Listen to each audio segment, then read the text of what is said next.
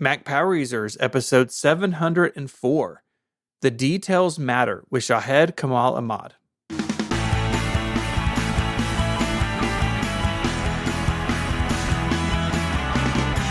Hello and welcome back to Mac Power Users. My name is Stephen Hackett, and as always, I am joined by Mr. David Sparks. Hello, David. Hello, Stephen. How are you today? I am good. How are you? Well, we're recording at an unusual time, gang. You're getting this on Sunday afternoon, as you always do, but Steve and I are recording Monday morning. So that means I get to start my week talking to Stephen Hackett. It doesn't get better than that. I think of a few things. I was pumped up. I woke up this morning, I'm like, I get to record Mac Power Users today. Let's take on this week. Yeah, well, we have a very special episode, don't we? Yes, we do. We have a friend here today. Welcome to the show, Shahid Kamal Ahmad. Pleasure to be back. Absolute pleasure. Shahid, it's been several years since we had you. Every time something happens in the gaming world, I think, what does Shahid think about this? But you're so much more than that. You're a Mac Power user. You work in the gaming industry, so you've got a lot of great insight there. But you're also a productivity guy. Your guest episode on the Focused podcast is one of my favorite guest episodes we ever had, and I just always enjoy talking to you. So thanks for coming back on the show, man. Oh, I'm the one who gets the most out of this. All right, before we get started, however, we got a little housekeeping. Today on More Power Users, we're going to be talking about gaming on the Mac. Now, Shahid is going to be talking to us as well about the Vision Pro stuff during the show, but the gaming stuff is going on. That's a whole nother segment. We're going to talk about that. More Power Users. If you haven't heard of More Power Users, you can sign up for it over at relay.fm/MPU. That is where you get the ad-free extended version of the show. We'd love to have you join us there. So let's start by catching up a little bit. It's been a little while since we've all sat down to do one of these. Shahid, what have you been up to? The biggest change from a business perspective is I've become really involved in a new venture called Deepwell DTX. Deepwell is a company at the intersection of video games and medical devices. And the mission is to make games that make people better. And by better, I mean, as we're all aware, particularly since the pandemic, the world faces what can be regarded as a different pandemic of sorts, of a mental health crisis. And the other thing that we've got to be concerned about over the coming years is a crisis in what we sometimes call Syndrome X type illnesses, including type 2 diabetes and so forth.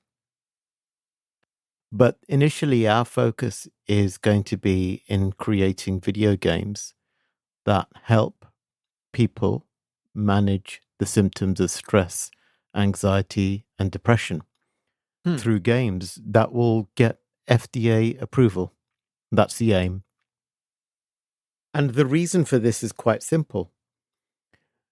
Video games have been viewed by many in politics and the media as negative. And I think it took the pandemic to show people that video games are actually a net positive for society and for human beings, particularly isolated human beings. They're a means of connection.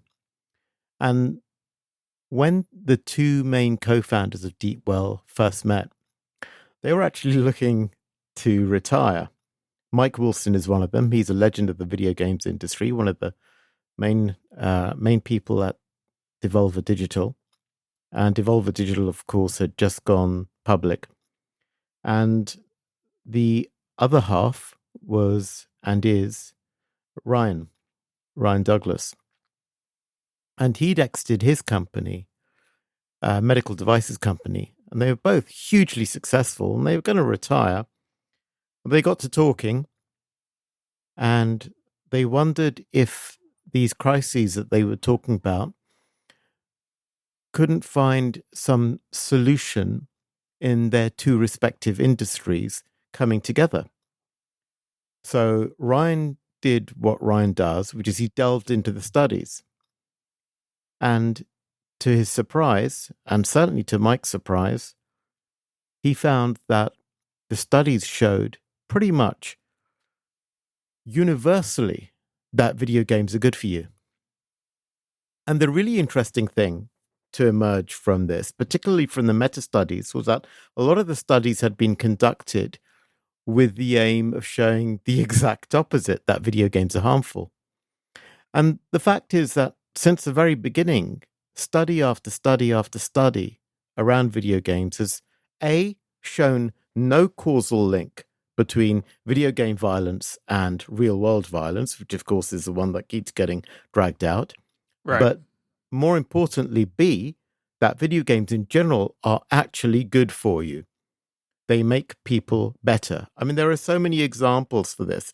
I won't belabor the point, but I've looked at many studies, and I think if you like, I can share a few of the talks that I've given where I discuss a few astonishing studies that show massive success rates in the use of video games as therapeutics in all kinds of serious conditions, like kids going through operations, for example, massively reducing their requirement for post-operative painkillers for burn victims and so on. I mean, these are really, really serious issues, and video games have proven to be extremely effective in those cases, but also in areas like PTSD.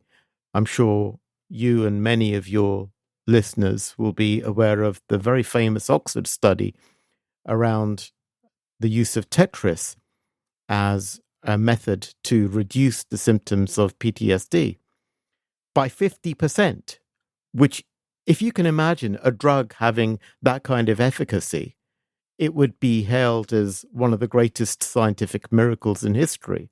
Most drugs, as you know, have a much, much lower efficacy than that, but they're prescribed widely simply because the net benefit to a large population is substantial. Now, for the last few years, particularly when the pandemic kicked in, my personal situation has been that I wondered if the industry I devoted my life to had any meaning. Yes, there's me with my Maslow's hierarchy of needs, looking for self-actualization, wondering if it was worth it all. But that aside, I did wonder, where is the meaning? Is there meaning in this? And Mike knew that I was looking at this question because I was posting about this publicly, because he was on the same path. He was looking for the meaning as well. We both kind of vaguely knew that there was good in video games, but we'd never really seen the proof. And then when he and Ryan formed this company, in secret, of course, there was this wealth of evidence. And that was a breakthrough for all of us. So anyway, what happens is Mike reaches out to me and says, listen, I'm setting something up that addresses this. Are you interested? To which my response was, you had me at hello. And and that is actually the conversation that we had. I've probably still got the iMessages somewhere.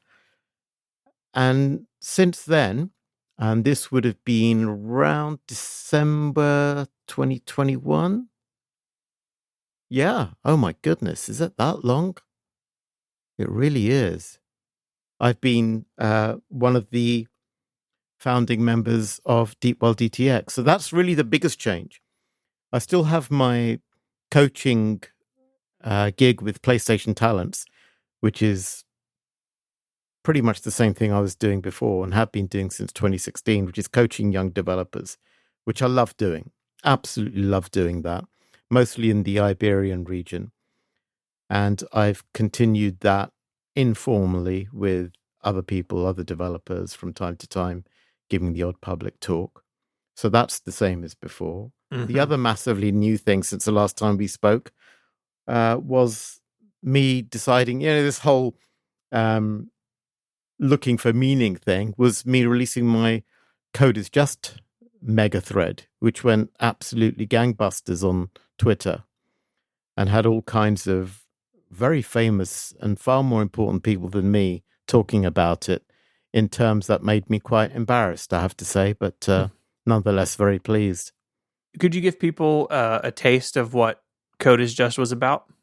Yeah. Initially, it came about because there's a theme developing here. Lots of friends were passing away. It's seemingly in quick succession. And of course, thoughts of mortality tend to bring the rest of one's life into sharp focus, particularly when they're people that you really care about. And I thought, you know what? My family doesn't know a single thing about this activity that I devoted my life to. They don't know how it started. Nobody really knows in my circle what I did, what I've created, and none of the online databases are much good for that. There's so much misinformation out there, and there's a huge lack of information out there. So I know what I'll do. I remembered I had an Excel file lying around on a hard drive somewhere that goes back decades. And in it, I'd entered all of my projects that I'd ever worked on. It's kind of petered out around about the early 2000s, but it was reasonably complete for my early period. And so I decided I was just going to start a really simple Twitter thread where I would mention each of the things I'd worked on and put a tweet out about that project. And if you look at the very first tweet in the whole of the thread, that's exactly what I do. The very first game I remember working on, I mentioned that in one tweet, and I thought, okay, this is how I'm going to continue. And the first day's tweets, it's actually quite a short thread. But for some reason, it started to get really, really big traction, really, really big. And it shocked me. By the end of the second day, it was seemingly everywhere. And what I was doing was I was setting aside some time every day to live tweet. I mean, none of this was prepared. So I was building this thread up, no editing. I didn't have that feature back then. I was building this thread up day by day, didn't have a clue what was coming next. And it started turning into something that felt almost interactive. And that continued for 7 days. And I ended up calling it the first season of Code is Just. And it just went everywhere. It's crazy. I think it was in Hacker News. It was, there are people from all over the world talking about it and telling me about it. And these authors saying it's the best thing on Twitter. And we had famous people in the UK going on about it, famous people in the US going on about it. A lot of people, credible people, saying it was the best thread ever on Twitter. Not just a video games thread, but best thread ever on Twitter. And I have to say, looking back at it now, I have to agree. I don't think I've seen a better thread. And I can't give myself credit for it because it just came out that way. Yeah. I wasn't thinking. I wasn't planning. The whole thing just spilled out of me as this perfectly formed story. And I stepped away from it, thought, how did this happen? I was really caught up in the moment. It was a really powerful thing. Mm-hmm. But the fact of it being on Twitter, I think, is what made it special because there was interaction happening while I was doing it. Really powerful time. But that expanded into 3 seasons. You guys want to hear something super frustrating? Sure.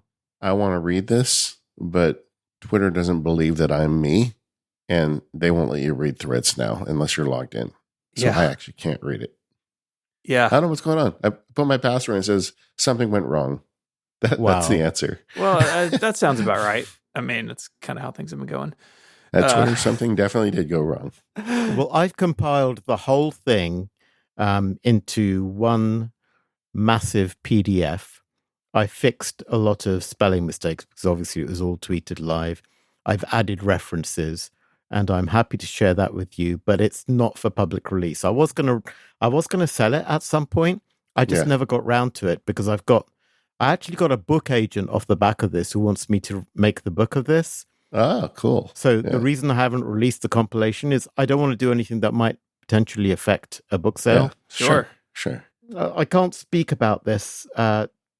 I can't speak about who it is, but there's actually a reputable production company that took up the option I had to get a screen agent. Wow. That's just crazy. I mean, it's like whoever thinks you're going to write a tweet thread and it's going to turn into a movie deal. Yeah. Sometimes that's how, I mean, I think we've all experienced that, maybe not to that degree, but sometimes you do something on the internet and it just clicks with people, right? Yeah. And then sometimes you spend months on something and nothing happens, it's just the internet kind of chooses what it wants sometimes. It does.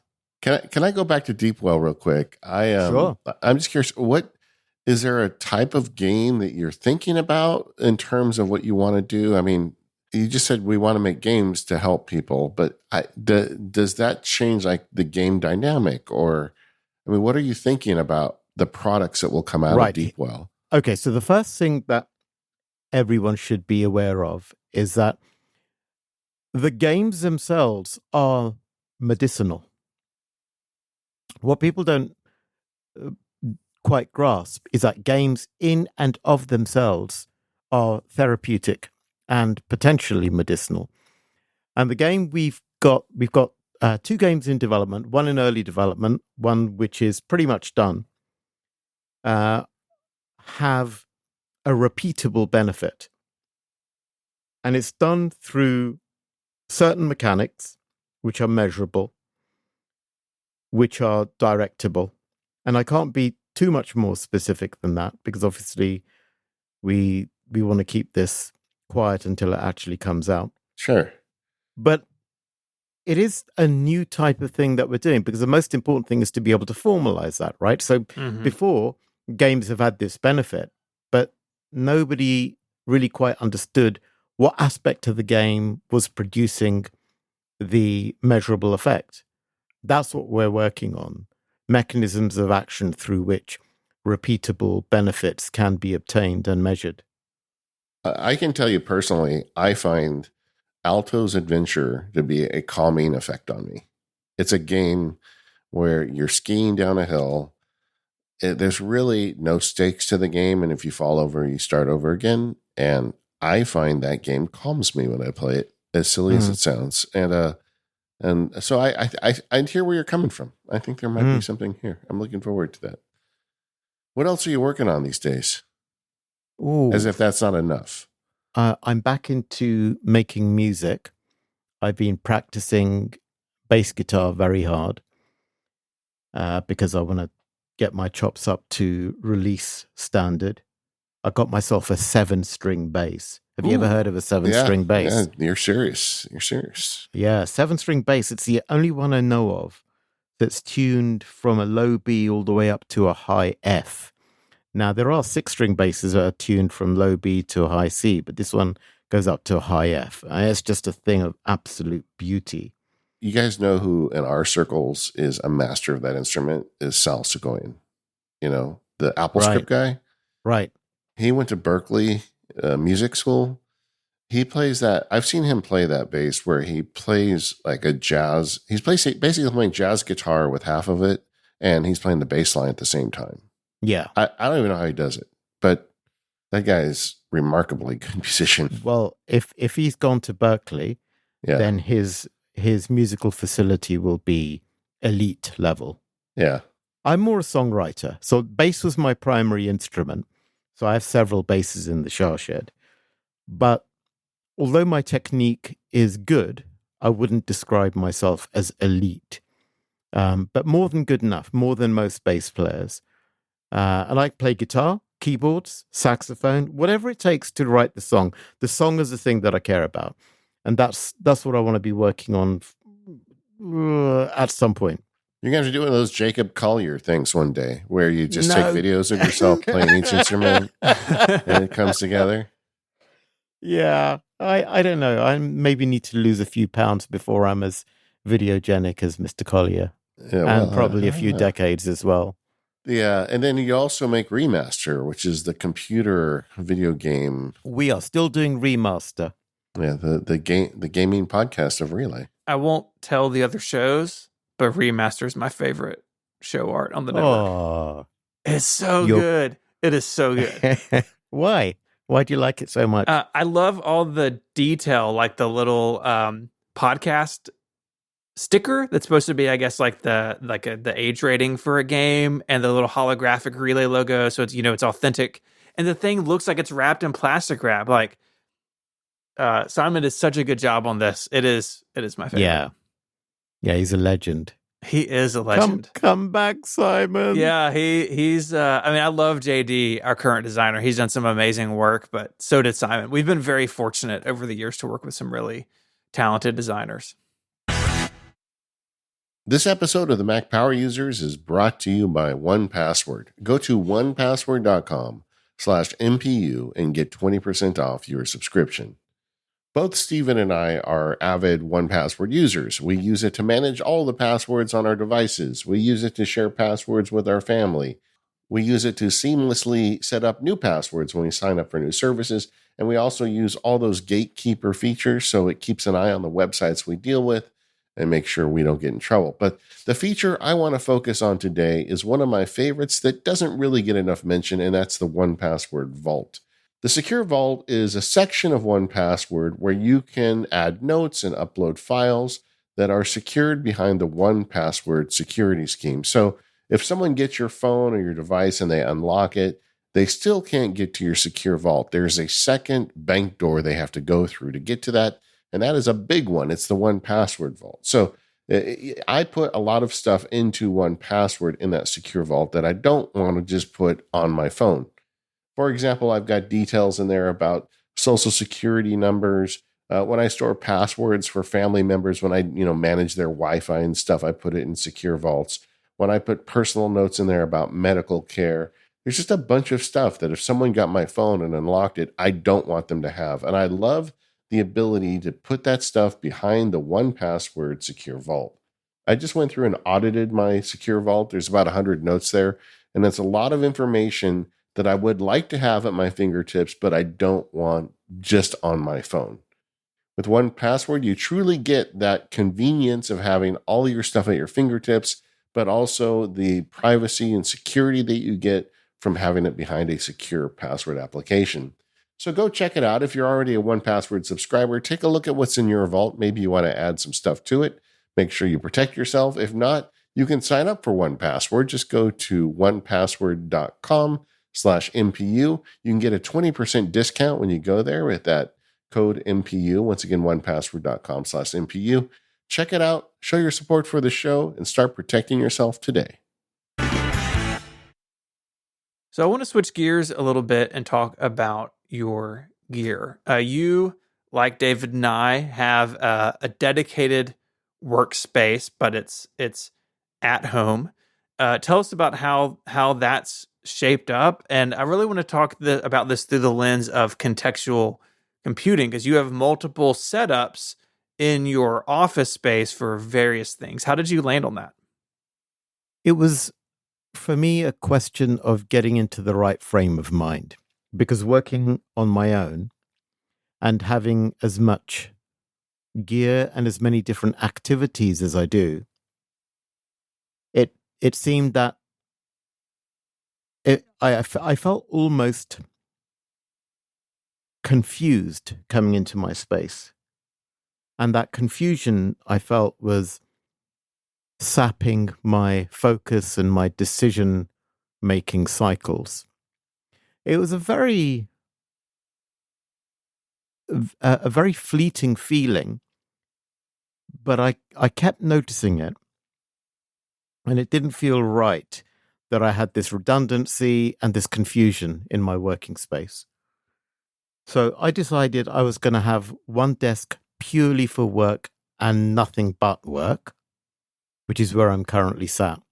So work activities would mean anything to do with any of the clients I've spoken about, or any of the work I'm talking about, including the music, including the podcasting. So, for example, Remaster gets done at my work setup. And I have a whole bunch of equipment on this one massive Herman Miller ratio desk. It's an enormous desk, but I like to have the space just in case. And what happens is it'll go from periods of extreme tidiness to an absolute dump because I need stuff on it, you know, and back again because I love my area to be clean and I tidy up regularly, but I want the option of going into all out chaos mode when I need to. And it feels very good to have a clear space in which to have that chaos when I need it.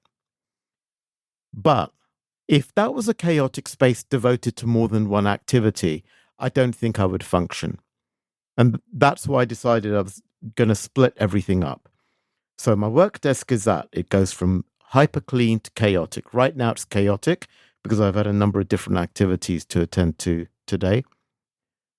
And then I have the other desk, which is my mid-century Herman Miller Zebrawood desk. Absolutely love that desk, my favorite desk. And I thought, because I love this desk so much and it's mid-century like I am, and let's be clear, mid-century is mid-20th century. Yes, the last millennium. I decided I had to have that completely clear. Absolutely clear. Nothing on it. Not one single item. And it took me quite some time to get there. So I mounted my Mac Mini on the wall, mounted everything up on the wall, and I finally achieved desk nirvana at some cost, it has to be said. But that desk is for two primary activities. The first is writing. And when I say writing, I mean pen and paper.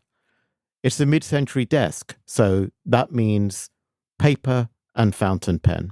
I love fountain pens, and I have a whole bunch of them.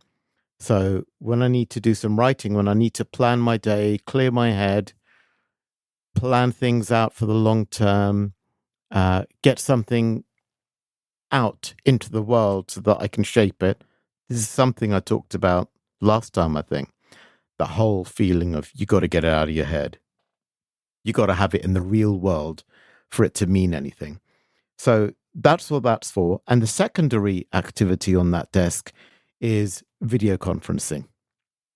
But it's video conferencing, but it's also when I give my talks to students, I use it for that. So that has my crazy teleprompter camera light set up. And it's got a monitor on a swing arm attached to the wall and so on. So those are the two primary activities. It does mean that I'll sometimes need to use a wireless keyboard and mouse, but that's fine. And that's what Obsidian Sync is for, right? So we'll probably get to Obsidian at some point. You probably tell I'm itching to get to Obsidian. I love it so much. Well, I'm rubbing my hands together, so I guess that means we will. But yeah, so those are my two working desk setups. And then I have a gaming area. Then I have a music area, and then I have a coffee area. And the coffee area bridges the games and music areas, which I'm quite pleased about.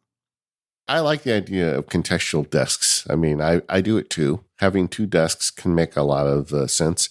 I think it sounds very precious when I say it out loud, and people roll their eyes. You know, get a load of this guy. He's got to have two desks, you know. But if you have the room for it and you have the desk, why not? And like you, I do find that I get a benefit from a context shift. Like I know that I think the trick to having two desks is just like Shahid has explained, have different things you do at the different desks and don't cross the streams, you know. Mm-hmm. Make this the thing you do that thing at and that the thing you do the other thing at and just keep them separate. I mean, like I also have a writing desk. It's kind of a family heirloom. It's been passed down. And I make a point of not writing when I'm sitting at my production desk where I make podcasts and field guides and things. I move the chair over and I work at the other desk, and I actually find it very, very useful. And it allows my brain to switch gears. And, you know, the way our brains work, it's so confusing. You know, we're starting to get more insight on it as science gets a little better. But there truly is something to the idea of a contextual shift. And if you're rolling your eyes at two desks, don't. You know, give it a try sometime. Maybe go use the kitchen table to do one kind of work and then your other desk to do the other kind of work and experience it for yourself would be my challenge to you. Yeah, I completely agree. I mean, Obviously, I agree because I've set up my entire shed this way. But let me just point people to the idea of having two desktops or two monitors.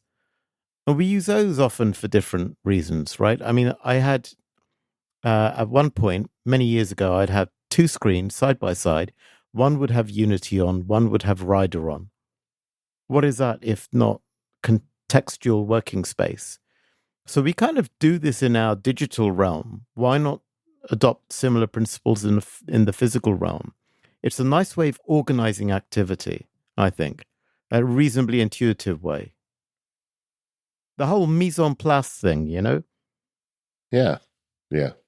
Well, and it depends what you do and if you've got space. I mean, if you work in a cubicle all day and, you tell your boss, well, I need a separate cubicle to do my journaling in, I don't think that's going to go over that well, So it's definitely a thing where you have to be lucky enough to have the option, but it works. And I talked last year on the show about a great book I read by Annie Murphy Paul called The Extended Mind, where she actually delves into the science. And there is real proof to this, that as we start getting better at contextualizing our lives, we become more efficient and do better work. So I'm going to push back on that when people criticize this stuff, because I think it's something that can really make a difference. You just got to find out what that means for you. But I was thinking about it heavily when I built out my own studio, and I think about it constantly in terms of the work I do. I think that can apply to people who don't work for themselves or don't aren't, like you said, boss that need another cubicle for something. Like, I think this could be as simple as focus modes on your Mac and iPhone, or having, if you are able to, having email only open for certain times of day, right? Like, it doesn't have to be as fancy as I have this completely other separate workspace, but there are more subtle ways where I think this can work for people.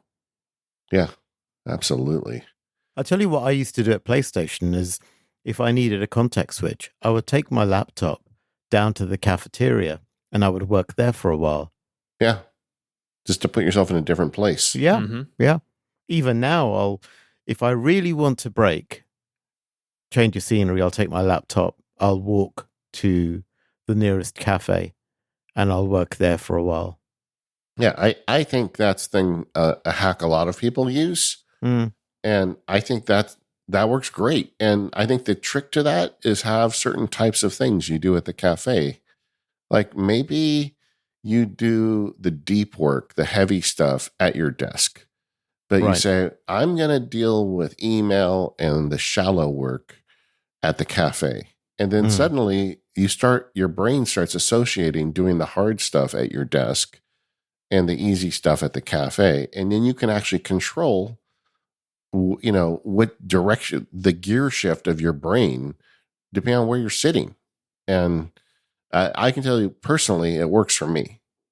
Yeah, so much about the brain that's interesting, that still needs to be explored. And you hit upon something quite interesting there, is that not tricking, but almost flipping a switch in your brain, saying, okay, it's time for this, it's time for that. And I think this has become increasingly important in an age where more and more of us are working from home. Yeah, I think a lot of lessons learned in the pandemic can apply far beyond it, without a doubt. So we've talked about your multiple desks. Talk to us a little bit about the technology you're using. What does your computing life look like? My main working machine is a 14-inch MacBook Pro. And it's not the absolute top, but it's pretty close.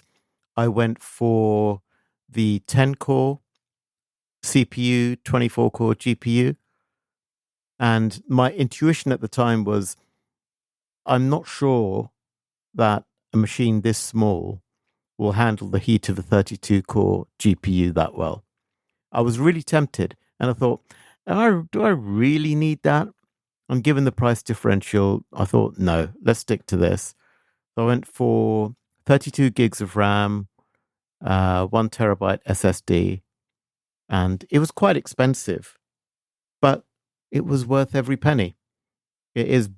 I know I said this the last time. I was talking about my 16-inch MacBook Pro being the best machine ever, but this absolutely destroys that machine. This does everything I can throw at it. Everything. It never breaks a sweat. There is no amount of work this machine can't handle comfortably on any size monitor.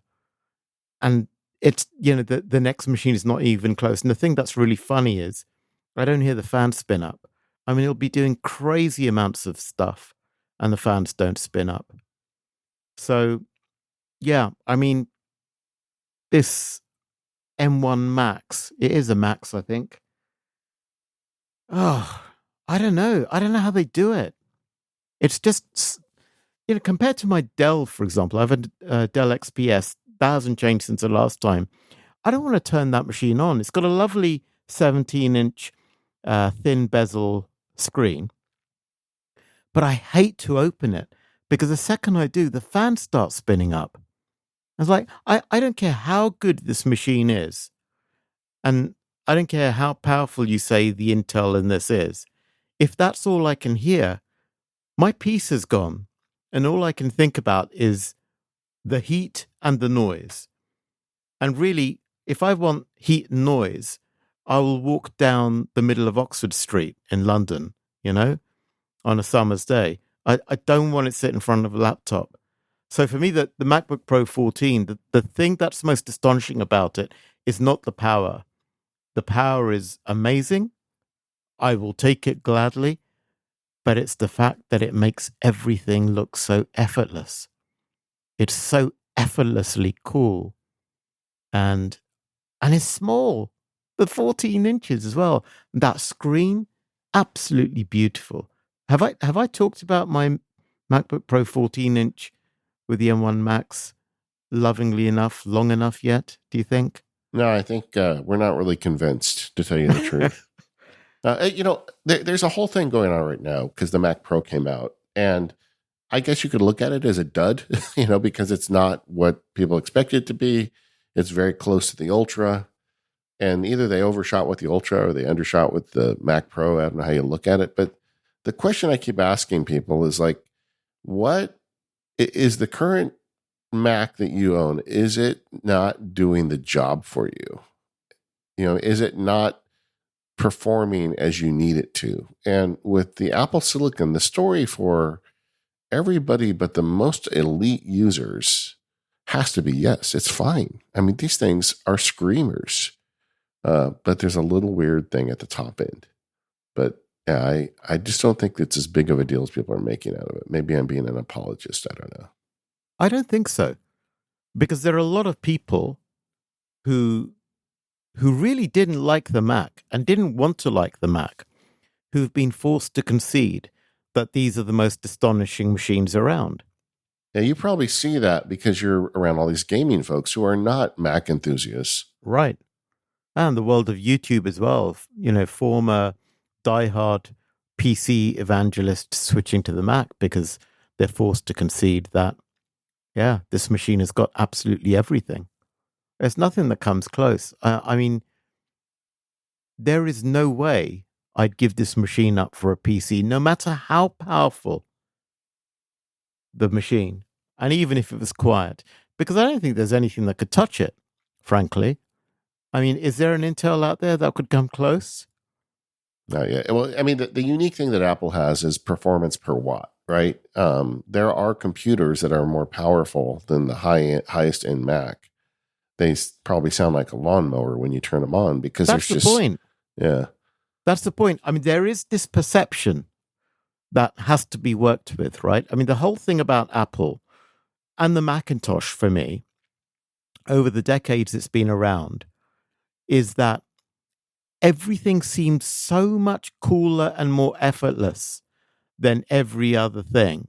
It doesn't have all that fury, It's not screaming at you, I'm powerful.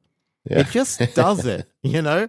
Whereas a PC is like, it needs all these RGB lights coming on, the RGB lights on the keyboard and the fans, and it needs that enormous case to convince you of its brute force, and it needs these graphics cards that are larger than your MacBook Pro, and it needs like a 700-watt power supply before it'll even get out of bed in the morning. And, and it's all this performance. And at the end of the day, you turn it on and the thing is screaming at you, and you've had to wait ages for it to start. And then nowadays, that's a lot better, of course. But then you get into your game, and now you got to get the speakers, and you need the speakers with a subwoofer. Otherwise, all you can hear is the fan noise. And then you got to make sure that the thing is cooled adequately. And then you touch it and your hand burns, or you bump your knee against the case and you start hearing the whir of the fans a bit louder, and it's vibrating against. It's just too much performance. Yeah. And it's the wrong kind of performance. It's a dramatic performance. That's the feeling I get using a PC. And that's why I gave my beefy Alienware PC with a beefy Ultra Titan GeForce 2080 bells and whistles TI graphics card to my son, because it's fine for a young boy. It's not fine for a man who needs to get his work done and needs peace and quiet to do it. And that's why your son thinks you're the best dad in the world. Absolutely. See, win-win. Yeah, it's just amazing what they've been able to do moving to their own silicon, and we're now kind of in the evolution phase of it, right? I mean, moving from Intel to Apple Silicon was amazing because you get this one big time jump. Same as when they went from PowerPC to Intel, honestly. But now we're getting to see how they can really make this work over time. And I think that's just as exciting because things like the M2 Air, fantastic computer. And going back to the point earlier, enough computer for just about everybody. Apple Silicon has, in a way, democratized computing performance at a level we hadn't really seen before. Yeah, completely. I've got a confession to make about the M2 Air. I picked up one of those as well. It's so good. It is. I keep it in my Tom Bean Copilot. So whenever I want to nip to the cafe, it's already in the bag. I know how that makes me sound. No. It's Shahid, you're among family here. It's okay. Yeah, I mean, I think the listeners would agree. I'm squirming, but oh my God, it's all so of us, good. Those of us making the show and those of us listening to the show are surrounded by people that don't understand that, but we get you. Mm-hmm. We are with you. We embrace you. It's so beautiful. It's so light. It's so powerful. It does everything I need it to do. It does it without a fan. Does it without a fuss. The screen is great. The build quality is great. The keyboard is great. What can I say? I mean, Apple have nailed them. You remember we were complaining about the state of Macintosh. Oh yeah, just a few years ago, and look at the difference. They didn't have to do much, but my goodness, can you imagine what it would have been like inside Apple during the time they knew they were developing Apple Silicon for Macs? They knew they had a vision for the transformation that would take place. They had a vision for the thermals. They had a vision for the whole power to watt story. They had a vision for how the whole thing would develop. They had a vision for how it would destroy the PC space and would render every other laptop redundant. And all they could hear during that time was people like us saying, the Mac's over. Mm-hmm. And they're going, I'm pretty sure the last time you were on the show, Shahid, we had the segment, what went wrong with your keyboard segment that we had on every guest show for years, Absolutely, and yeah. It really is night and day what's happened with the Mac. And like Steve and I at one point were going, I wonder if they stop making the Mac, do we still call it the Mac Power Users, Yeah. And all, it really is just, I feel like that's the best story to come out of Apple in years, just the resurrection of the Macintosh platform and how it's really become a foundational building block of everything. I mean, the Mac is the soul of the Vision Pro. If you look at the chip inside it, it's not a phone chip, it's a Mac chip underneath all of that, Right. So I'm with you, man. I'm very excited about that. And that's why owning a couple of them, not the end of the world, buddy. I think there's a lot of us that do. Yeah, except I own 3 Macs. That's fine. That's fine. I can't judge.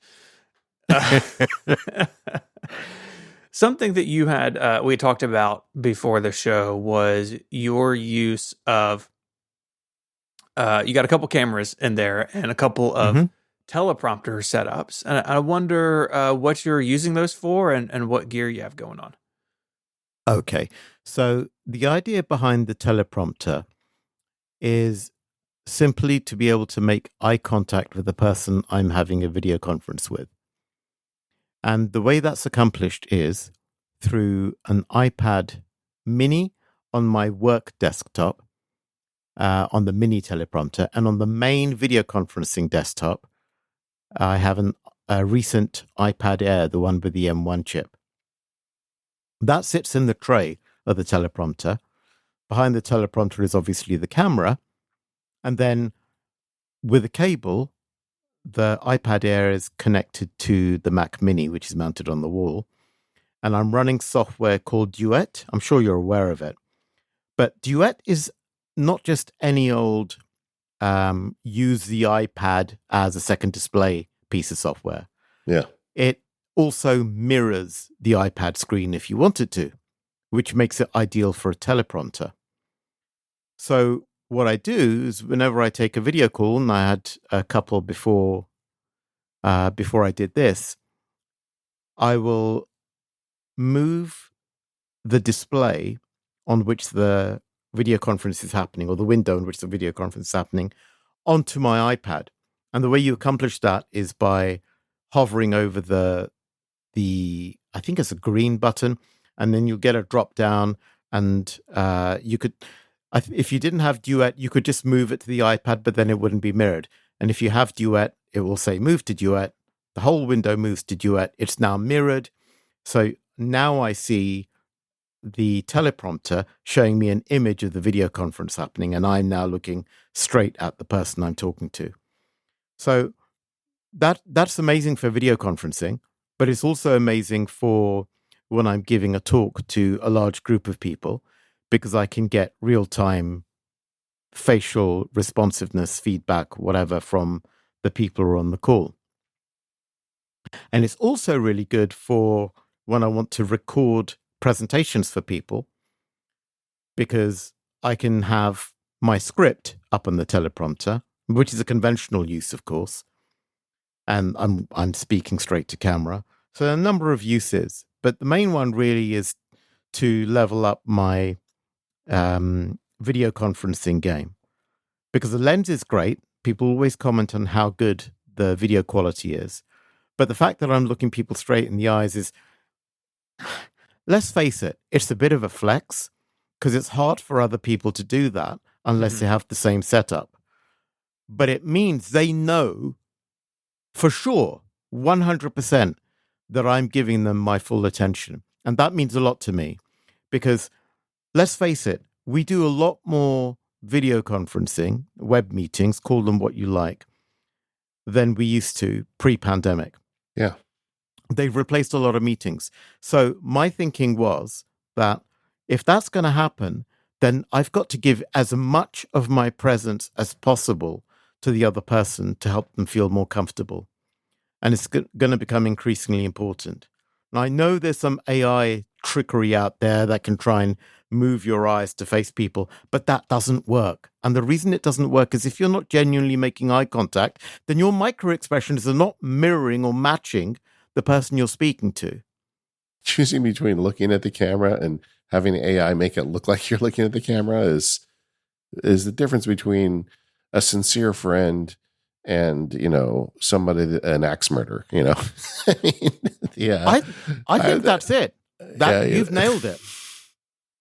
It's got that axe murderer vibe. You're absolutely right. Yeah. I feel like you're right, though. We are doing a lot more of this. And I hear from listeners all the time. They're like, look, I make my living now at home. And what does that mean? And so this comes up on the show occasionally, tactics for taking good video conferencing or how to look good on Zoom. And that stuff is very popular with the audience because people are trying to figure this out for themselves now, where before just using the crappy webcam and the built-in microphone was enough. People now are actually looking to make themselves look better, because that's, every job is a sales job at some point, right? So if you look better, maybe that'll help. And I think there's a lot to that. People are really interested in it. Yeah. And I mean, it was so important to me that I've got two such setups. They're not identical. The main web conferencing setup is a much better setup than I have at my work desk. But the work desk, remember, is meant to be functional. Yeah. And I have that set up here, which is, I'd say, it's about 70% of the level of the other one. But I'm still making that eye contact, which is really, really important to me. But it's there if I need it. It's there at the working desk if I need to get work done while I'm speaking to somebody. Then that's really important. So yeah, I wish there was a more well thought out integrated solution to this, because it's becoming more and more important. But for now, we have to manage with hacks. And the good thing is that all of the things that you need to manage this hack are widely available now. There's no rocket science here. There's nothing magical here. I'm using, off the shelf stuff. So it's Elgato Camlink 4K. Everyone knows about that. Okay, wait. Everyone knows about it, but does everybody know about it? I feel like, because I went through this in my own setup recently, I gave up on a camera that I'd purchased, and I went to using a Sony camera plugged in, and I tried to use the cheaper ones, and they all sucked. And I finally just bit the bullet, and I bought the Elgato 4K, and it is the one. If you're listening and you're on the fence, you're like, but I can get one cheaper. Don't. Just get this one. It always works. It just works when you plug it in. There's no software to manage. And it gets you a true 4K signal into your Mac. And a lot of things say they do, and they don't actually do it when you get them and you plug them in. I'm sorry, I don't work for Elgato, but it sounds like it. But I wasted so much time when I should have just bought this damn thing to begin with. You're absolutely right. I had one for a while, and I thought, I'm going to need to duplicate the setup. So I bought a cheaper one, like you did. And as you say, it sucked. I mean, it was so sucky. I couldn't quite believe that they described it as the equivalent of something like the Elgato. I mean, there was just no comparison. And not only was it worse quality, it was glitchy. It crashed. It needed me to reboot the Mac. Anyway, so now I have two Elgato Camlink 4Ks, and the job is done. And then there's an iPad, there's the teleprompter, there's a mirrorless digital camera. I use Sony because I think Sony are the best, all bias aside, and ideally some kind of key light. You can manage without a fill light, you can manage without a rim or headlight, but you really need a key light. And ideally the key light has some kind of softbox. If not, ideally bounce it off something, otherwise you'll look terrible. And make sure you can ideally adjust the white balance so that here's something that I do that not a lot of people notice, but I think is really important. I adjust the color temperature of the light depending on what time of day it is. So if it's midday, it'll be like full on 6K, right? 6000K or whatever it is. Yeah. And if it's evening, it'll be all the way down to 3300K. And it really does make a difference. People get a sense of what time of day it is where you are if you make that difference. It's really easy to do. All these things come with remote controls now anyway, so you can turn the color temperature up and down. Such a pro. Such a pro.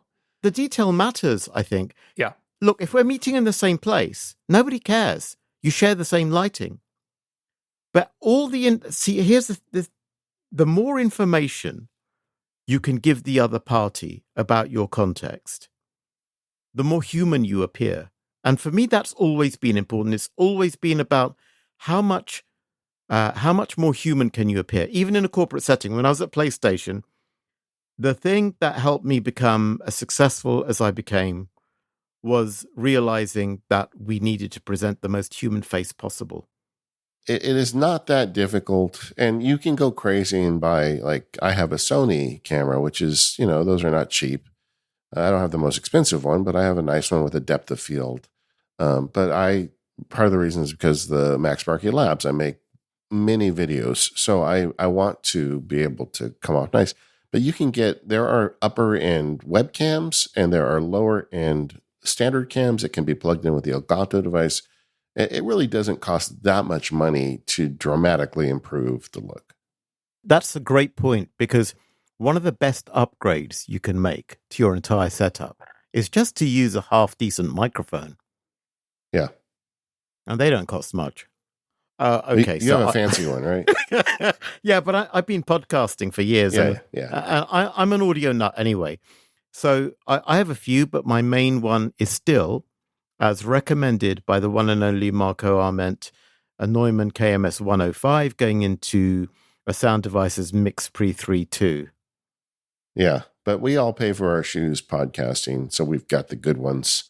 But I think if someone was listening and they wanted to up their game for work, first of all, I would say anything is better than the built-in. Even though Apple says they have studio quality mics in the new Macs, that is a very liberal interpretation of the word studio quality.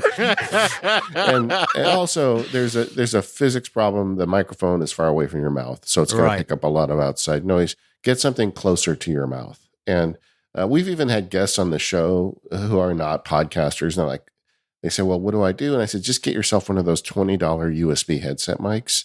And even that is like the amount of return on investment you get for that $20 USB headset mic is remarkable. It's the most you're going to get. After that, it just gets smaller and smaller with every jump up. But if you're going to do a lot of this stuff, get a microphone that you can keep close to your mouth. Yeah. What do you guys think about using AirPods as a microphone for video conferencing? I've had problems with them. So I did try to use AirPods for receiving audio, not sending audio. So I didn't use the microphone because I had a decent microphone. So I wanted to use them for receiving because I didn't want to have any feedback issues with any of my web conference calls. Yeah. But they were unreliable. Sometimes they would just drop out and I couldn't get audio back at all. All right. I have not had that. So I use them on a lot of video conferences where I use them for my audio out, where I get audio into them. And then I don't have to have the cables or the big cans on my ears. Right. But I use a microphone, a proper microphone in front of me to talk into. Stephen, what about you? I will use them if I have to. I think it's better than just opening your laptop, because then you're going to have speaker noise back through the microphones, and Zoom and a bunch of other apps try to get around that. But it can be a bit tricky. I'm going to put a link in the show notes, though. It's a little bit of an older article. Jason Snell wrote it, called "A Podcast Studio for Under $100," and it's some great advice that I think is super applicable to what we're talking about. That if you're looking to up your game and don't want to spend a lot, he has some good suggestions in this blog post. This episode of Mac Power Users is brought to you by MacPaw, who are thrilled to announce Moonlock, their new cybersecurity division, and along with it, their upgraded Clean My Mac malware removal module. You can join millions of satisfied users who rely on Clean My Mac's malware removal for its ease of use and dependability. And now it's powered by Moonlock Engine. It's even more effective in safeguarding your Mac than ever before. Because Moonlock Engine is brought to you by Moonlock Division, the new cybersecurity unit by MacPaw. Find out more about Moonlock Engine and try the updated Clean My Mac with 5% off with the coupon code MoonlockMPU using the link in the description. This is a pretty big deal for Clean My Mac X.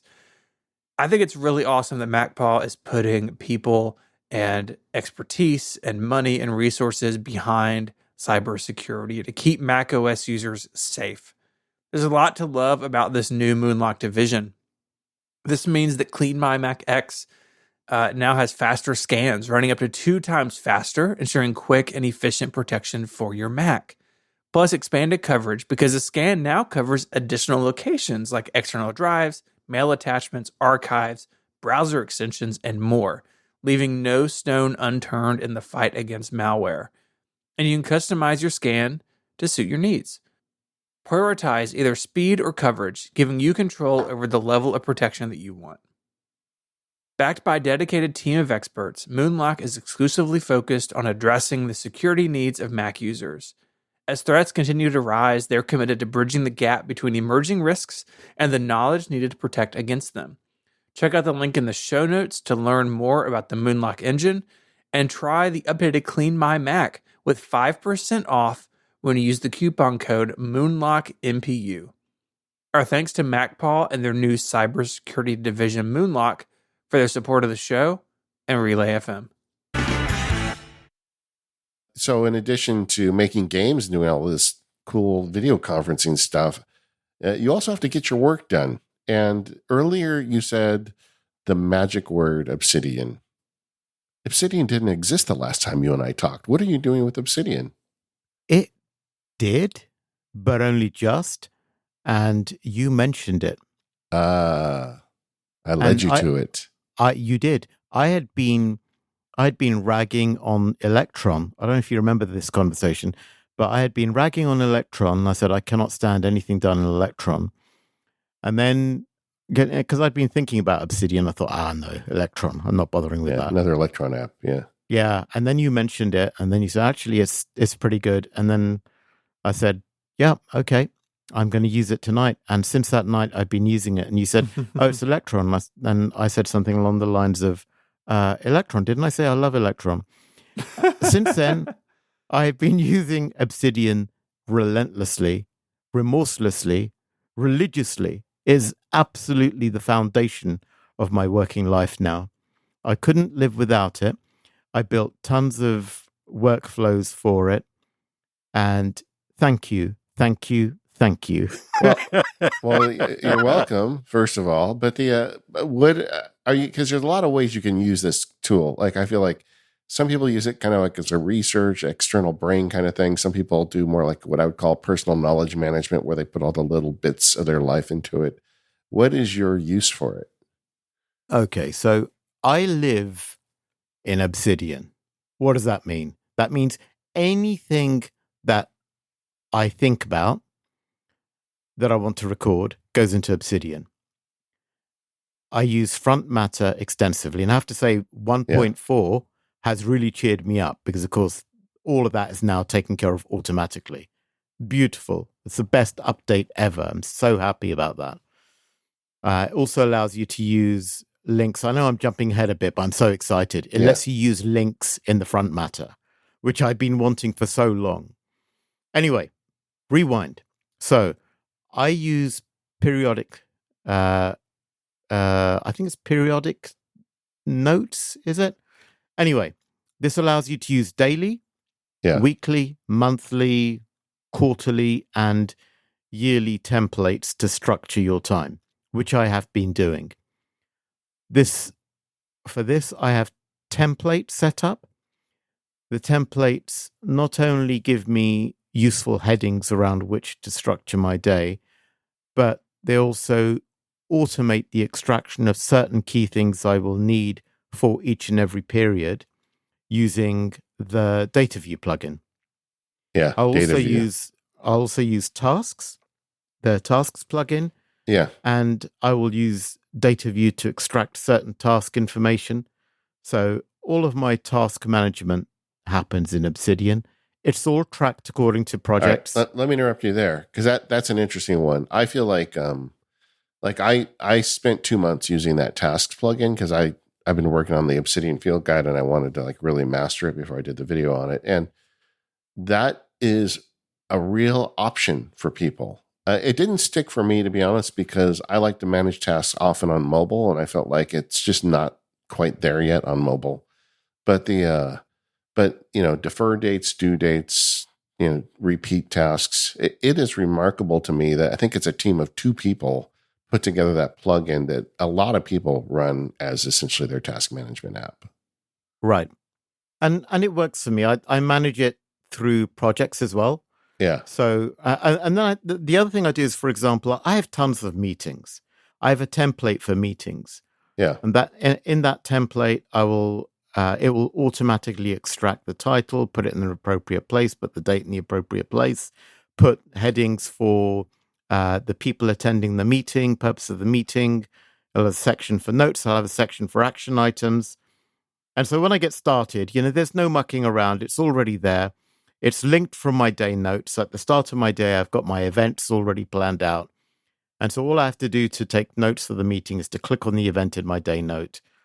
That then links back to the day. So at any point, I can see all the meetings I had in any given period very easily. I can see them double linked up the wazoo any way I want, which is beautiful. I get it. I feel like there is an Obsidian kind of path where it's a little confusing when you first start using it. And then once you start to master it, you want it to do everything. And then usually you dial back from that a little bit. That's exactly what happened. Yeah. Yeah. But it sounds to me like you didn't dial back too much because you've got tasks and a lot in there. A quick update on the Obsidian Field Guide. The recording is done. So right now, as I say those words, JF is somewhere in his car howling because he's the guy who does post-production for me. He's just screaming like, "Why did you share that?" because he right now he's finishing post-production. I'm hoping to have that out by the end of August. Awesome. And I'm sorry, JF, for what I just did to you publicly. But yeah, it is a crazy tool. I'm glad that you got into it. In fact, I may want to talk to you because we may need to include you in the field guide at some point. But it is a great tool. I'm glad it worked for you. I think it is something that either works or doesn't work for people.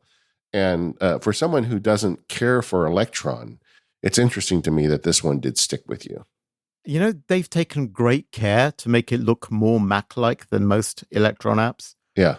I love them for that. And they have a great iPhone and iPad app, but I still feel that if you are going to be an Obsidian person, you need to be primarily a Mac person. Yeah, I agree. I mean, the only thing missing from so here's an interesting thing. I have a 3-way approach to tasks. I have the nagging stuff. The nagging stuff goes in Obsidian. Yeah, okay. And that's the nagging stuff. Then I have the immediate stuff. The stuff that, it really needs to get done. That goes into TickTick, which I use across everything. And that's usually only 2 or 3 things at a time. And then the really important stuff, the stuff that absolutely has to be done by a certain deadline, that goes straight into my calendar. I'm much more about using my calendar to schedule my tasks than I've ever been at any point. Yeah, just schedule blocks of time for the big stuff. Yeah, and I actually purposely put stuff there and it exists nowhere else. That way, when I sit down and know exactly what I've got to do, and the only way that thing is going to come off the calendar is if I move it to some other time. And that I feel a lot more guiltier about than just changing the date on a TickTick item or in Obsidian. Well, another thing we talked about in preparation for today's show is that day one, and I know that this app comes up on the show frequently, but you have some numbers here. 12 years and 20,000 entries. Correct. That's a lot of entries. It is. I think that makes it's got to be my number one app. Yeah, I think that makes it my number one app of all time. I don't think I've ever used anything as much, as often, or have engaged with anything as much as this. Yeah, I have 12 years, 6,000 entries. Just to let you know, it's remarkable to me how many entries you've made. How does it fit into your day that you get that many entries?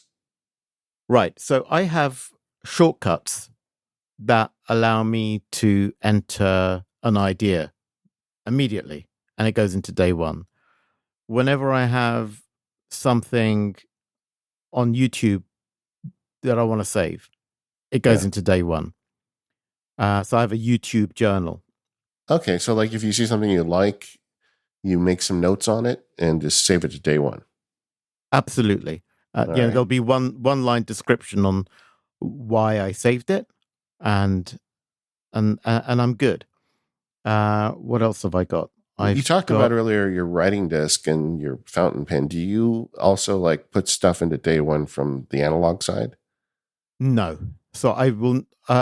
the only thing I'll take from the analog side is I will put pictures in. So, for example, if I want to remember a certain day, let's say I took the family somewhere, I'll want to save those photos in day one. I'll want to describe the day and what happened.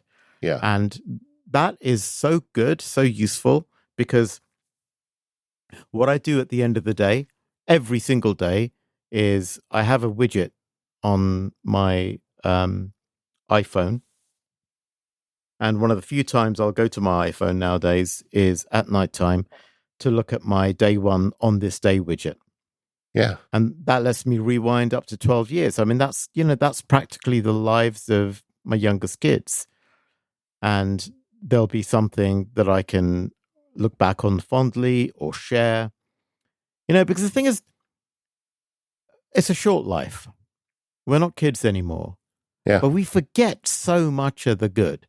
And it's just the way we're primed. I mean, evolution rewards us for remembering that which screwed us up. It does not reward us for remembering the stuff that was good. It's much more important for us to remember what could hurt us than to remember what was beautiful or memorable. And yeah, the gap versus the gain. Exactly. And this is something I've taught youngsters for years now, and I live by it myself, is that every day, if you really want to feel true gratitude, you can easily scroll back through your memories and say, oh my goodness, that was a good day. That was a beautiful experience. Oh, that was excellent. My life has been good. You can say with something like day one, my life has been good. And you can say it every night. And I don't think I can give an app a better testimonial than that. I mean, it took 12 years to get there. Don't get me wrong. It's not like in the first year I had lots to look back on. But now I have an automated way of looking back at beautiful memories. And because I've kept up my practice of journaling just about anything religiously, I find funny stuff, sad stuff, but mostly happy stuff, joyous stuff, warm stuff, and it's just worth reliving because we forget. That's the crazy thing. That's the thing that really surprises me, is that technology, and day one in particular, allows me to bring back that which my brain had forgotten because my brain considered it useless. And one of the nice benefits of the new shared photo feature in Apple Photos is that you don't have to be responsible for taking those pictures. My wife is great at like when we go somewhere out, she always takes a picture of like the place we went and, a picture of us. And she documents her life with these photos, but now we have a shared library. And I love every weekend I go in and I just grab some of the photos. Usually she's taking them, not me. And then you put them in. Day one automatically dates the entry to the date of the photo. And you write some notes about what happened. And you're right. Then it's in there. And 12 years from now, I will be able to go back and see that. And it really, that app it gets better as the corpus gets bigger. The more you put into it, the more you get out of it. But I think all three of us are avid users of it. And that's why I almost hesitate to bring it up because I feel like we talk about it every episode, but damn, this is good. And it can help people. I mean, the thing is, it improves my life. It's not just a productivity thing. It improves the quality of my life. It improves, here's the thing. It improves the quality of my past. When I look back on my life, I think, I've had a really good life. If I didn't have day one, I promise you, I wouldn't think that, because my default is to catastrophize, is to think about all the bad stuff, is to be a perfectionist, is to say, I messed up here, I screwed up there, I failed this person. And no, that's not true. I'll look back at things that people have said about me. Nice people have said nice things about me, and I'll say, I wasn't such a jerk after all. I wasn't nearly as bad as I thought. Day one makes my past beautiful. And it's the truth. It's the truth. That's the thing. We've fooled ourselves into thinking that the truth is negative. Yeah. And without these digital crutches, we'd never know the truth.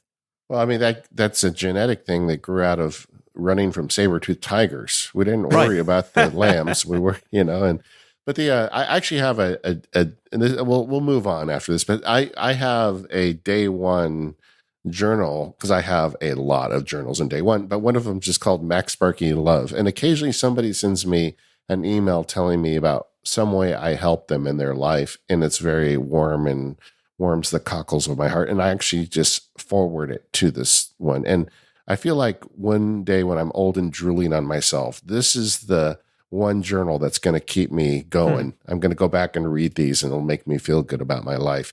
But it's just a great app. But let's move on. You had one on your list here that we have never talked about on Mac Power Users, unlike day one.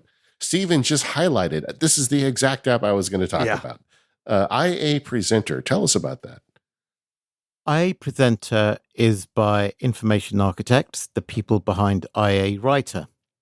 They created this, I don't know, over a year ago, I think. It was not widely available. There was a limited alpha. You had to sign up for it. Me being a fan of IA Writer, huge fan of IA Writer, absolutely love it. I had to give this a try. So I was on their wait list and then eventually got accepted. I sent them a compelling pitch as to exactly why I should be accepted without knowing anything about it, by the way. They promised to completely change the way we thought about presentations. Now, they all do that, don't they? But they actually delivered. And the premise of IA Presenter is that you write your script, but your script is not your presentation.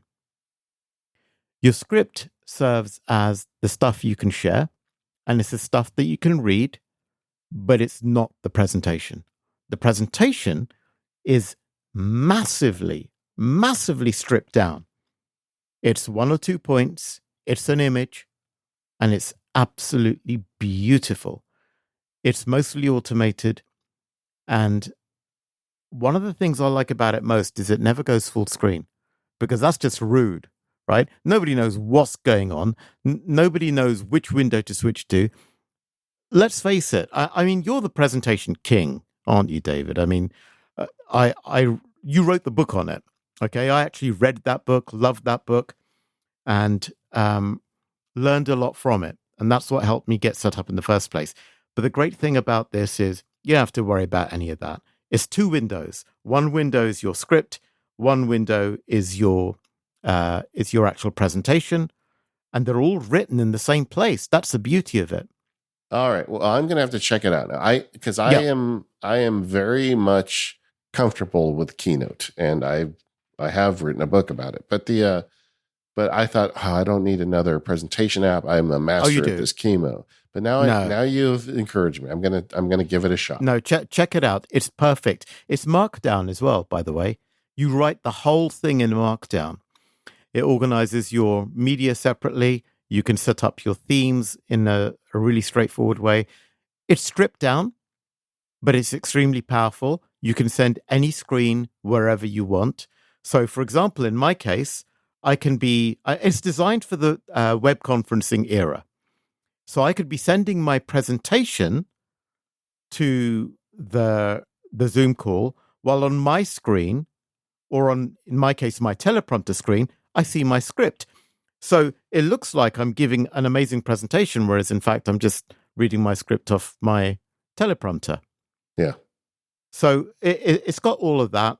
But the best thing about it is just how easy it is just to cut and paste a whole bunch of text you want to talk about, stick it into a presentation, make a few things heading 1, and that's your deck, right? Separated with a 3- line separator for each slide. A bit like the enhanced presentation plugin for Obsidian, which I was using before IA Presenter. Yeah. Except IA Presenter is better in just about every way. All my presentations I've done, and I've given quite a few publicly since this was available to me, have all been done with IA Presenter.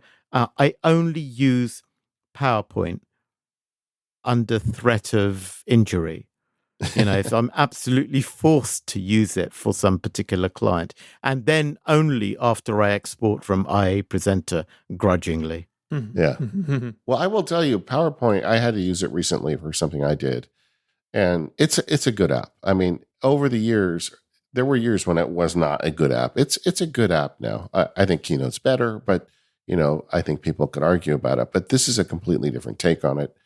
This really encourages you to simplify your slides, which I am always a big fan of. If you read my book, I feel like people, the problem is people give presentations, they're nervous about the presentation.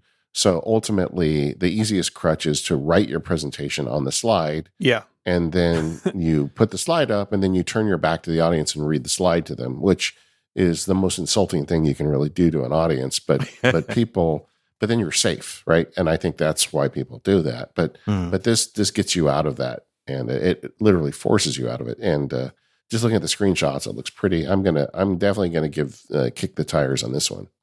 Awesome. I think you'll like it. One other name that jumped out at me on your list is Superhuman, which is a new-ish. I think they've been around a little while, but a new email app and system. What drew you to this, and what makes it different than something like straight Gmail or something like that? It is incredibly focused on doing everything with the keyboard. It's lightning fast. It feels incredibly powerful. I've tried to go without it and failed miserably. It lets me easily manage split mailboxes. I've got multiple Gmail accounts, but each Gmail account is split into separate inboxes. The keyboard shortcuts have amazingly clear and sensible defaults. Do you remember that old Mac app, MailMate? Yeah. It's not old. Still around. Still around. I loved that. So like markdown mail, right? Yeah. So imagine that, but like way faster, way less cluttered, but primarily focused towards Gmail.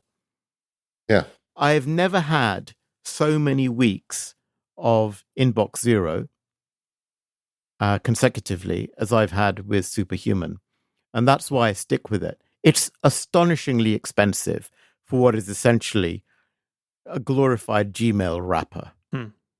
But I work for a living and I spend a lot of time in email. And so let's not quibble about $30 a month when it's still the primary means of communication. If it's getting me just a bit more speed, if it makes me feel a bit more organized, if my mailbox doesn't look a hot mess, all because of this, it's not a lot of money. So I think people do complain about the price, but I've always been happy to spend whatever's necessary if I think I'm getting value. And in this case, I think I am getting the value. I forget, how much does it cost a month? $30 a month. Yeah. Okay. So I hear that. And I think that, like, I used to spend $50 a month on Drag and Dictate because at the time that was the best option on the Mac. And people would give me grief about that, but I'm like, it saves me so much time. And, I will gladly pay this because I make that money back using this app the first day of the month. So I think that's the way you think about these productivity apps. It's easy to get hung up on it, but Superhuman to me has always been interesting. I've looked at it. I pay a tax for not using Google products sometimes. Like, there's always interesting calendar and mail apps that are used as a starting point. Plug in your Gmail credentials. Yeah. And then, and I don't use Gmail or Google Calendar. So as a result, I don't get to play with those toys. So much so that I occasionally think, should I? But then I can never get myself quite to do it, right? And I think that if you are a Gmail user and email is a problem for you, this is an absolute solution. Now, that being said, if you're a Mac Power user, you also may be able to find it's worth looking at their website just to say, that's an interesting thing they do. Could I find a way to duplicate a feature like that? And Steve and I talk about some of our hacks and things we do on the show all the time. I have tons of stuff I've done with Keyboard Maestro and Apple scripts and whatnot, where I've kind of cobbled together my own version of Superhuman using Apple Mail. But it's not the same as you just give someone $30 and the problem is solved. That's the thing. I mean, you guys are superhuman, right? So you and I don't mean that entirely flippantly. What I mean is you're doing things with technology that most people are not doing. You're able to connect the dots. You're able to wire things up in a way that most people don't think about. It's why you've been so prominent in this space that's helped so many people for so long. But a lot of us just aren't at that level. I'm certainly not at that level. I used to think that I was close to that level, and I just ran out of time. And I thought, do I really want to focus on this, or do I want to focus on other stuff? So I started focusing on other stuff.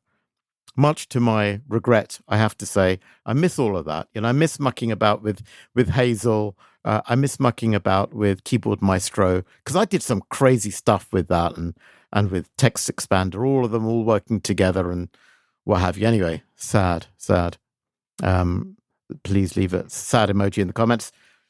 I'm glad you shared this, though, because I feel like superhuman is something we've never mentioned on the show, but I think a lot of people may benefit from it. There are people listening to this show for whom $30 a month is not a problem if it's going to mean that their email gets done 10 minutes faster every day. If it means a lot to you, if you're using the Google services, if you like using keyboard shortcuts, and I think if all those things are true, and your business affords you the option, it's a good option. But for most people, they'll be fine with just regular Gmail. This episode of the Mac Power Users is brought to you by Squarespace. Go to squarespace.com/MPU to get 10% off your first purchase of a website or domain using the code MPU. There's a problem that everybody faces at one point or another, and that is, how do you build a simple, beautiful, easy to manage website? Maybe you're starting a new business. Maybe you're getting married. Maybe you're looking for a new job and you just want to give yourself an internet presence to potential employers. Regardless, that problem gets easily solved with Squarespace. Squarespace has a new website design system called Fluid Engine, and it's even better than before. They've always been easy. It got easier with a best-in-class website template, and you can customize every design detail with reimagined drag-and-drop technology for desktop or mobile. You can stretch your imagination online with Fluid Engine. It's built in and ready to go on any Squarespace site. They have built this in a way that anybody can do this. Another thing that's really difficult when you're setting up a website is managing your content, but not with Squarespace. They have Asset Library, where you can upload, organize, and access all your content from one place. So there's no more scrambling to find the right content. You can manage all of your files from one central hub and use them across the Squarespace platform. And of course, they have the rest covered too. You want analytics? It's built in. Do you want to monetize? You can do that. You can sell your services, your goods, even your time using a Squarespace website. I started using them when they first got released, and they've just got easier and easier over the years. One of the things I do love about Squarespace is a lot of people come to me and ask for help building a website. And what I always do is just sit down with them and get them started with Squarespace. That way I'm able to help the less tech inclined people in my life run their own website. And it's very empowering for them because they feel like this is something they'll never be able to do. But Squarespace just makes it so easy. So check out squarespace.com/MPU for a free trial. Share it with a friend. And when you're ready to launch, go to squarespace.com/MPU and use that code MPU to save 10% off your first purchase of a website or domain. That's squarespace.com/MPU and code MPU when you decide to sign up to get that 10% off your first purchase and show your support for the Mac Power Users. Our thanks to Squarespace for their support of the Mac Power Users and all of Relay FM.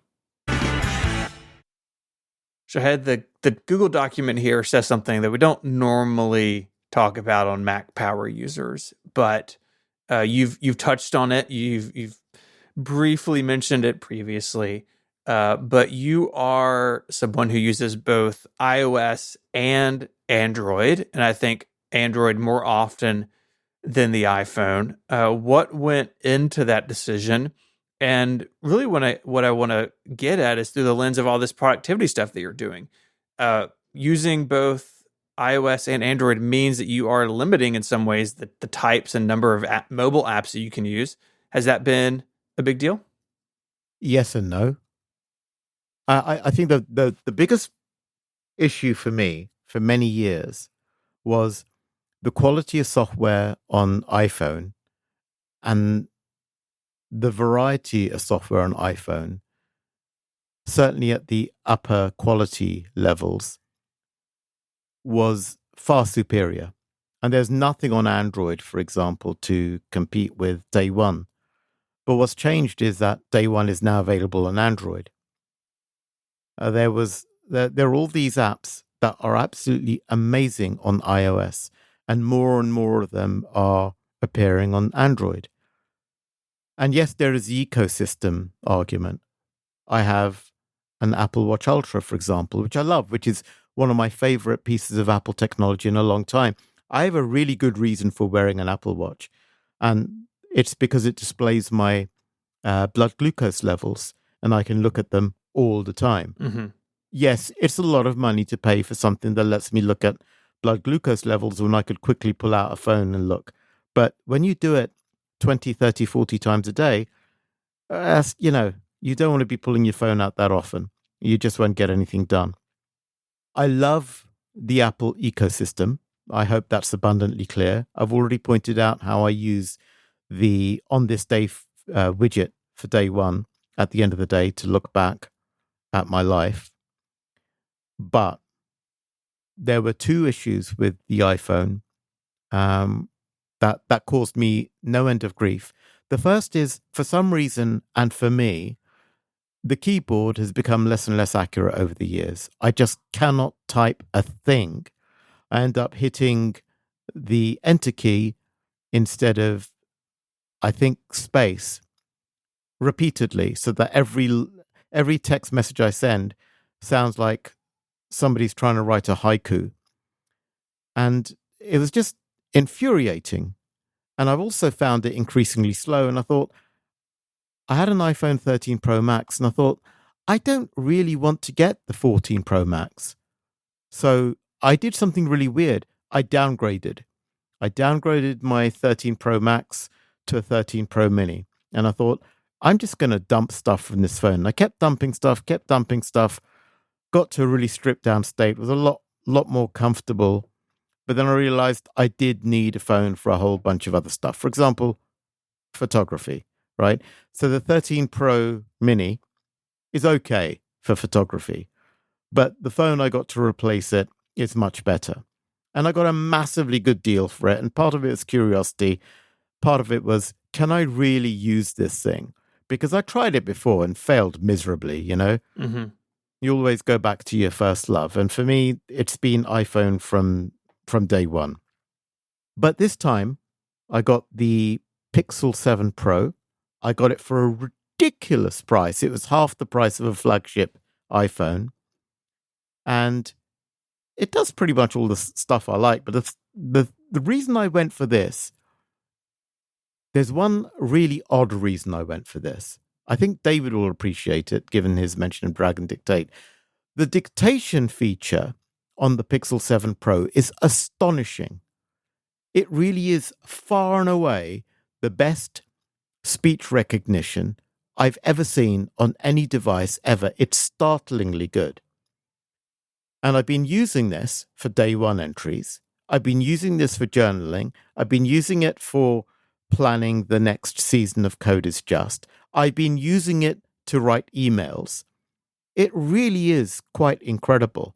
It's almost as if I didn't get it as a mobile phone. I got it as a dictation device and a camera. So it's my dictaphone and it's my camera. Sure. And yes, I have all the other apps on it. I'm making a mission. At one point, I seriously looked at getting a cheap Android phone just for dictation, for the same reason, because it is really good, And but I feel like they've really improved their game over the years. It's not at one point we had a sponsor on that sold they sold like cell chips or something. I don't remember what it was, but they want us to do a testimonial. So I actually had an Android phone for a couple months.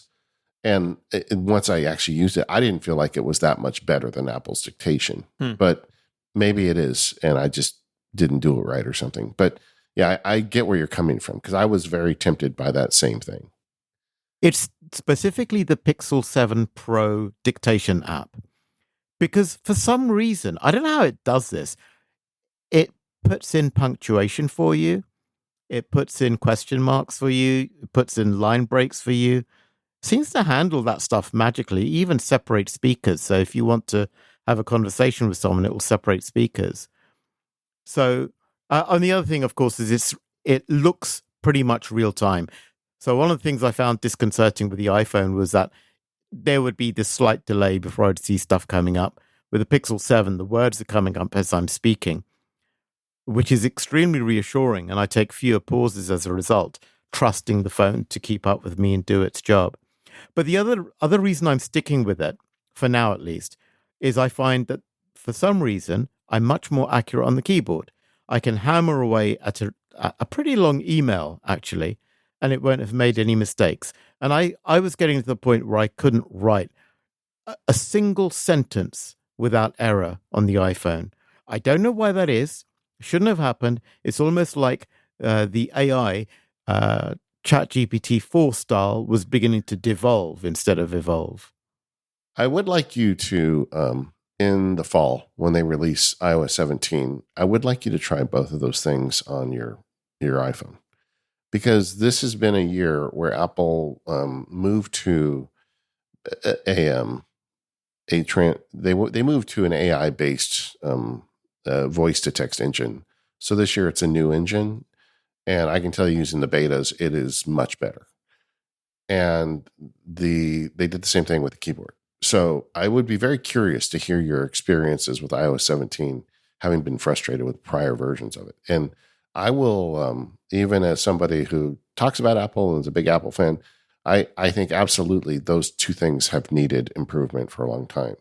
And we've talked about that on the show in the past. But I'm not telling you to switch back. I mean, use whatever you like. But I would be very curious to hear, if you try the new one, what you think of it. You'll have to maybe let us know once it ships. Nothing would give me more pleasure than to go back to an iPhone that I love again. What do you think about the camera? I mean, I to me, a big deal with the phone is the camera.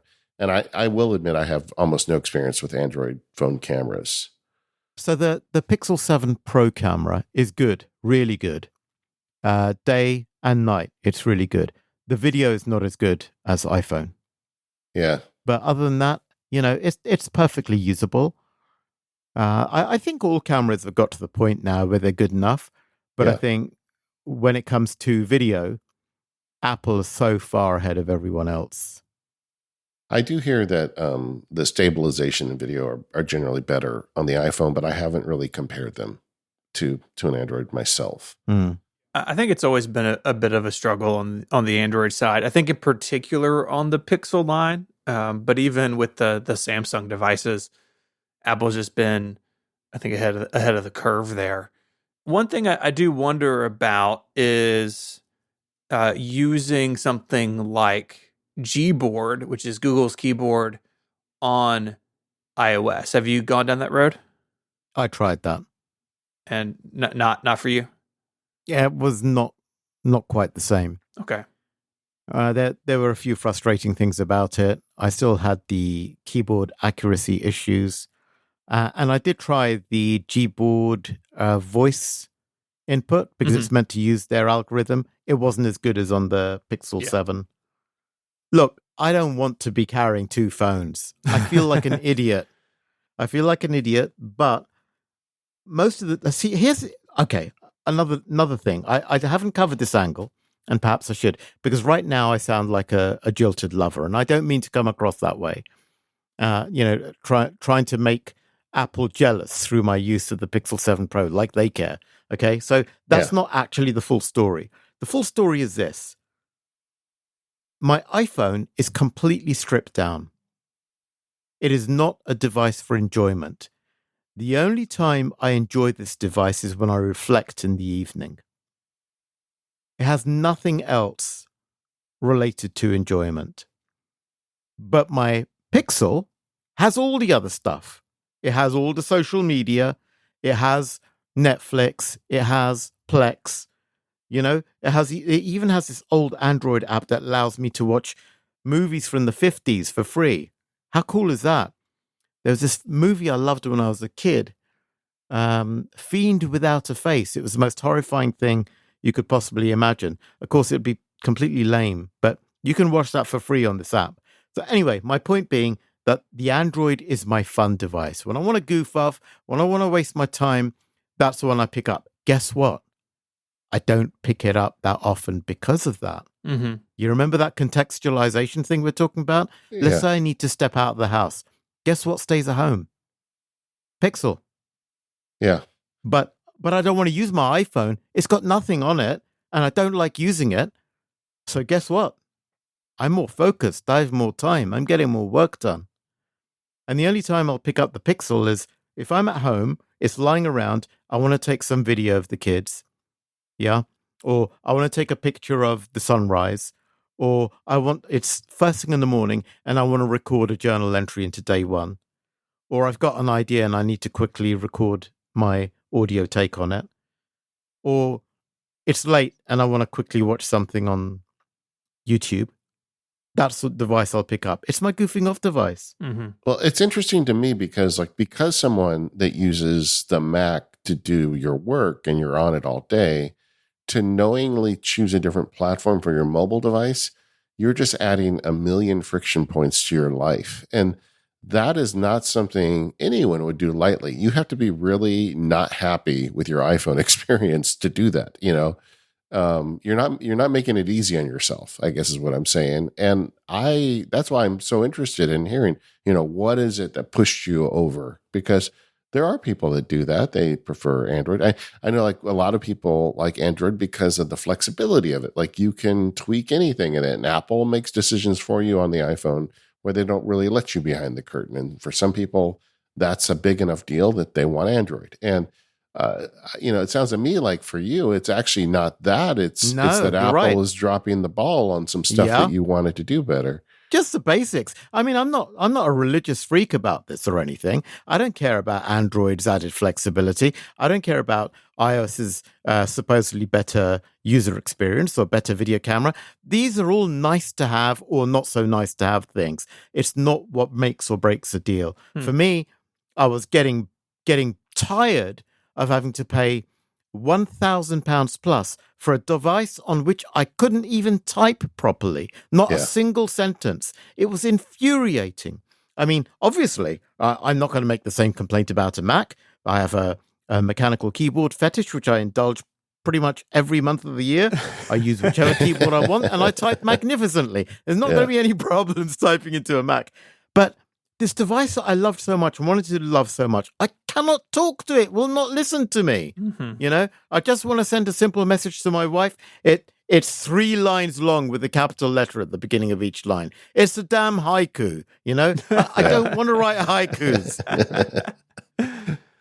I want to hear from you, Shahid, after iOS 17 releases. Tell me if it's still writing haikus or if it's actually getting a better job done.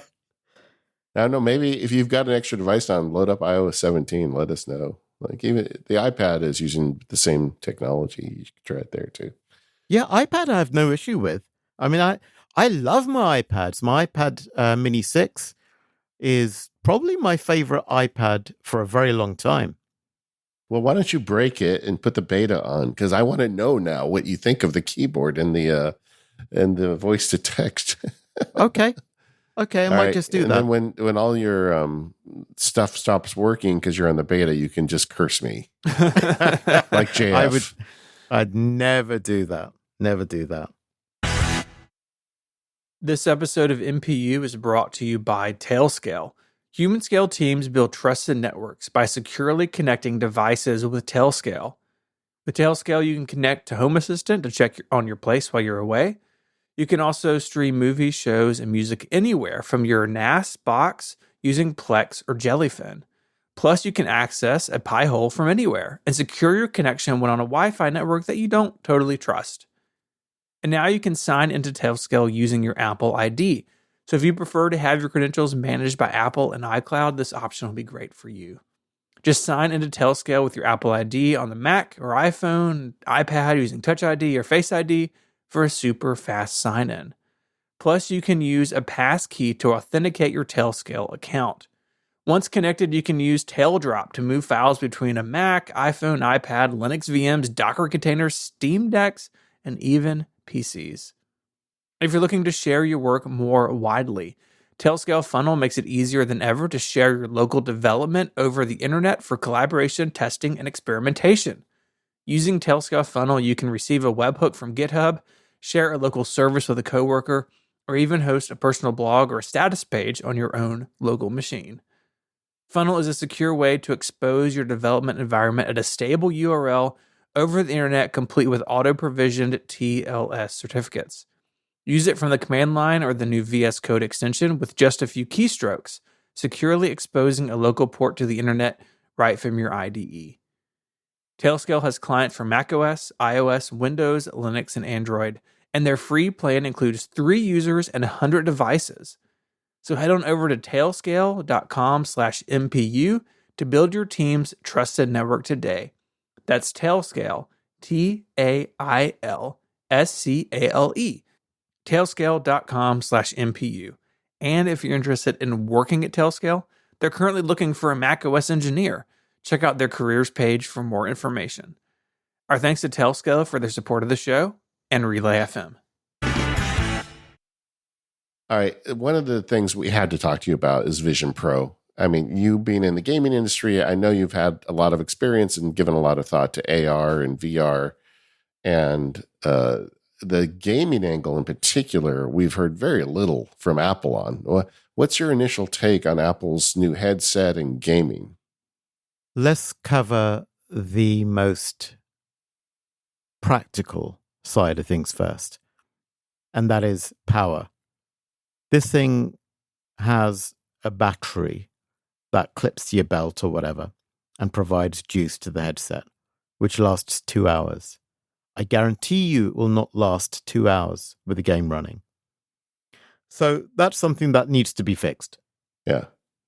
We're talking about a full-on game that demands all of the resources of the system. Mm-hmm. That's really the most pragmatic thing. But you know what? That's a terrible way to start. But the reason I'm starting that way is because no device has ever excited me as much as this device. No device has filled me with a sense of reverential awe and terrible, deep-rooted fear as this device. Okay. All right. Let's get to the bottom of this. Sure. So, first of all, this device gives me the same feeling as the Lisa gave me when I first read a review of that. All right. That's some deep catalog. All right. In Personal Computer World back in the day. I think it was Dick Pounton who wrote the article. And I remember this article because it ended with, "I love you, Lisa." There's no way a man like Dick Pounton would ever write anything so flowery unless he had been possessed by evangelical zeal at the potential of what he was seeing.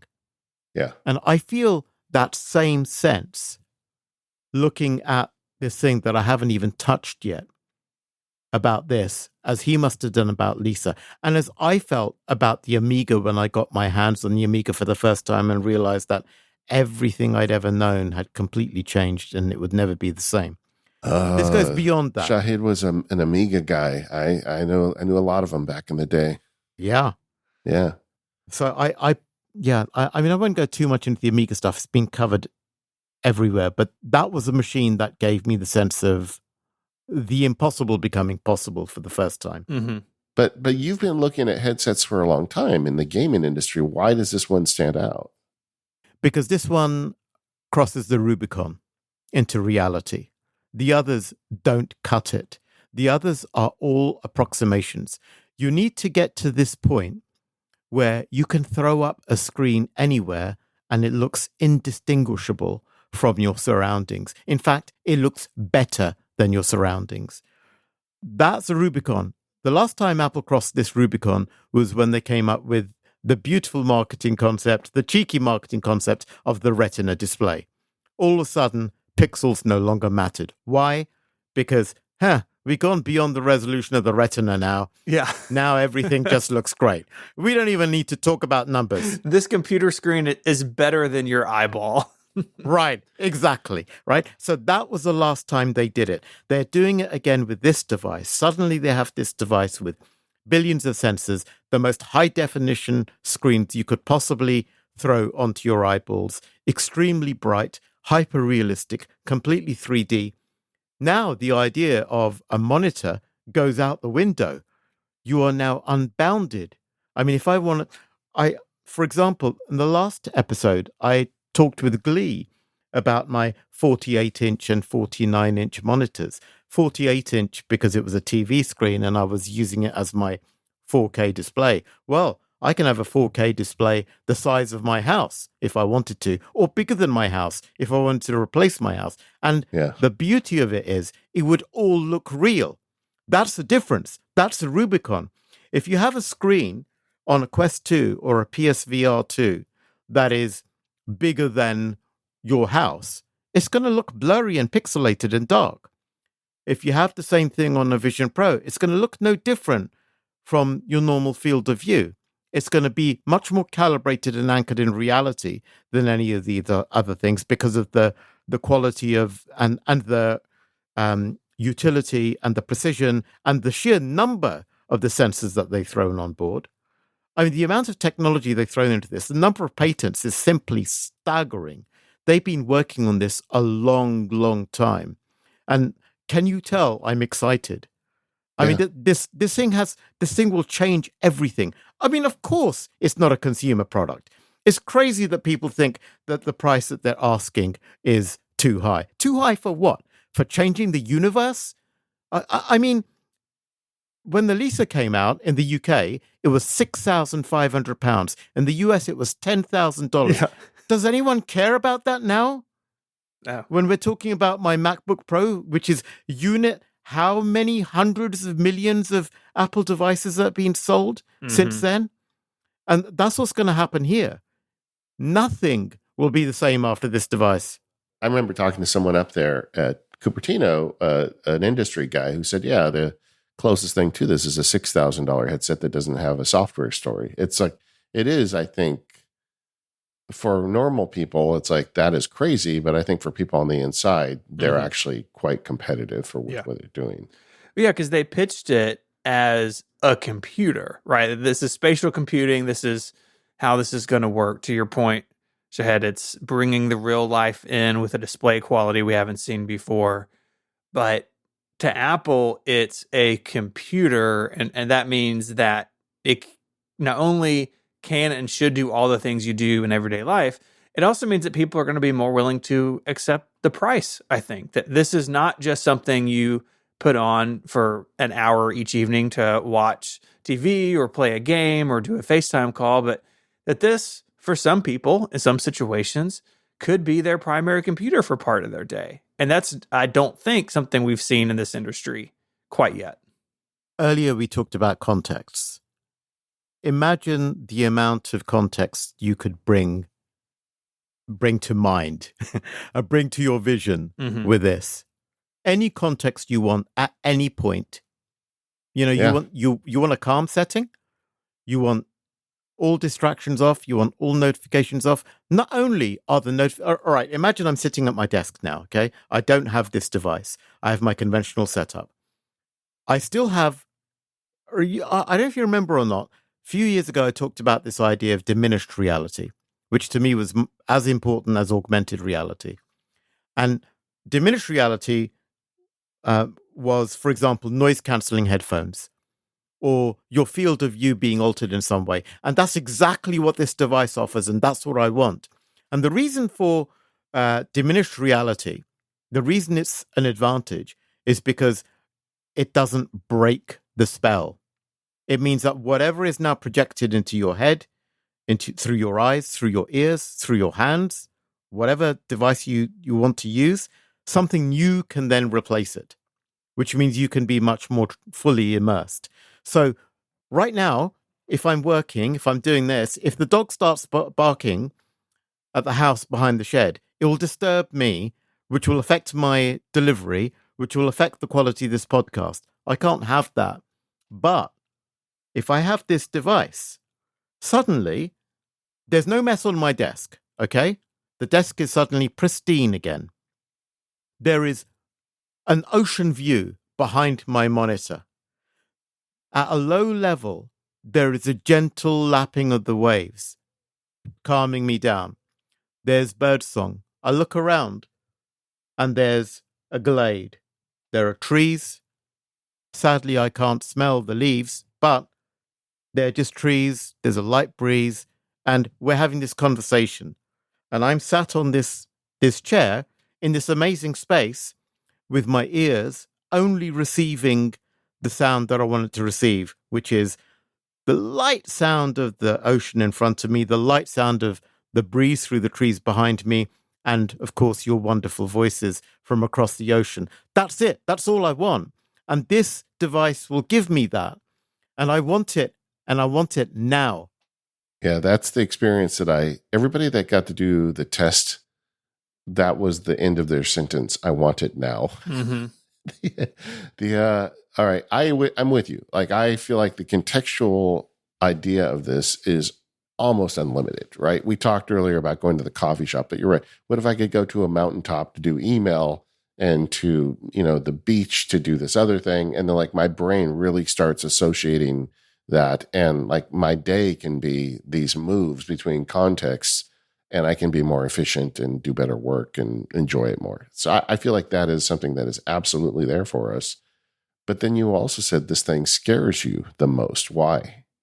Because it has the potential to separate us even more from our loved ones and put us in these virtual silos. So one of the things that I found quite creepy was the father taking the 3D video of the child and not actually being present to witness it. Yeah. And I thought Apple will be thinking about that too. They like people. They care about the human experience, the user experience. My guess is that before long, they will introduce the same video technology in an iPhone. Yeah. So you'll be able to take the same quality 3D videos using an iPhone. Mm-hmm. And that feature will, although it will always be in that headset will be designed primarily for replay as opposed to record. Yeah. It feels like almost a miss that they put that in the keynote, because everybody had that reaction. It's like, are you kidding? Your kid's birthday party and you got this thing strapped to your face? Yeah, it was badly marketed, but the feature has merit. They just somebody obviously looked at feature over benefit, and they don't often make that mistake. I guarantee you, the iPhone 19, 20, whatever has already got this built in. Yeah, absolutely. It is like coming. I don't know when. Probably not this year, but about the time these headsets get more consumer friendly and less expensive, I'm almost certain we're going to see this stuff show up. But the feature itself, the idea that you could go relive a memory with your young child at a birthday party, that is some powerful, heady stuff. Or, I mean, we haven't really talked about it, but it's like, what about a loved one who's passed and you suddenly feel like they're sitting there next to you again? I mean, that is... I don't even know exactly how I feel about it yet. I have to experience it, I guess. But we'll get used to it. Yeah, there's some weird stuff going on here. Yeah. It sounds weird, but then so were photographs, David. Yeah. Photographs are really weird, I remember that in my grandfather's time, they would only have one photograph. Yeah. And it would be a photograph of the family, and it would be somewhere, and it was shocking. First time they'd taken a photograph was shocking. Mm-hmm. And for my father, taking photographs, he was considered really cool because he took photographs on a camera. The person who turned up to parties with a camera was considered a weirdo in my father's era. They were the weird uncle. Oh, he's obviously got a camera fixation. Nobody thought, when will we get to see the photos? They maybe surfaced one day. Or you might see them if you went to some relative's house, right? So all of these things were really, really odd. And this will seem odd to us to begin with, just as videos, like home videos, seemed really odd to us. We thought, well, that's a bit strange. seeing a dead person animated again, and that's become completely normal. And I think Apple have already taken a step in that direction with live photos, because that's Yeah. the thing that still freaks me out. You look at something from 5 or 6 years ago, it's a photo, and you think, oh, that's nice. Oh, hang on, and you press down and it's live, and that for me is shocking. And I think that transition is what's going to happen here. But people will become comfortable with it, just as they've become comfortable with every other form of media. Like you, I am also mid-century modern, and I remember explicitly my parents would buy a roll of film at the beginning of the year, and that would get all the birthdays and Easter and Halloween costumes, and then they'd usually buy another roll in December. And every year we had about 40 pictures, and you know, my wife and I went to Disneyland for breakfast the other day. I think she took 40 pictures on an inconsequential 3-hour trip. So it is really something, how this has gone. And you're absolutely right. We will get used to it. But I'm with you. I think Apple, though, of all companies, is taking that consideration of the inhumanity of it, and with the eyes on the outside. And I think they really are trying to find a way to make this technology work without taking you out of reality. Yeah, and over time, the size of that headset will reduce. Remember that the Lisa was quite different to the experience that we have today. So everything will change. Everything will become slimmer, lighter, more power efficient, and less obtrusive. Yeah. But we can't let you go without talking about the gaming side of this, because I'm curious of your thoughts, and Apple really hasn't said much about it. What do you think?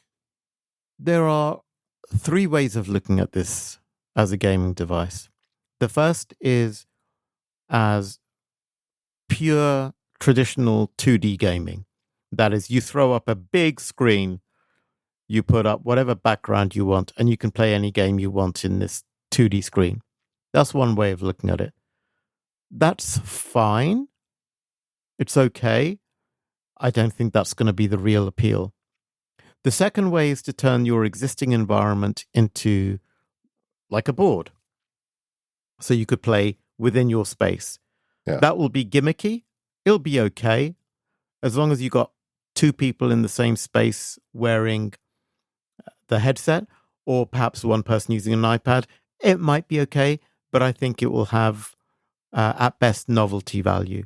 And then the third way of looking at it is a completely mixed reality, full virtual reality experience. Note they never use the term virtual reality in any of their presentations.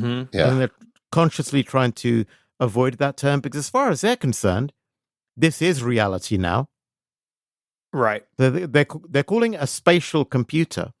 And there's a reason they're calling it a spatial computer, because it's not virtual anymore. That's what I mean by they've crossed the Rubicon. The resolution is high enough that everything is indistinguishable from reality, certainly when it comes to the visual sense. Yeah. So whatever you see will more or less overwrite whatever is in your real world. So it will be able to do a level of reality that is indistinguishable. Now, whether the hardware available will be able to provide sufficient detail at sufficient frame rates is questionable. But you got to start somewhere. And I think this does, given the resolution and given the form factor and given the quality of the lenses and given the quality of the various sensors it's got, be a really, really good start in that space. But I wouldn't count on it being as transformative with the first generation as everyone would like it to be. I just don't think it's powerful enough for that yet. Because let's face it, look at something like PSVR 2. It's astonishing. But the quality of the Vision Pro is likely to be better.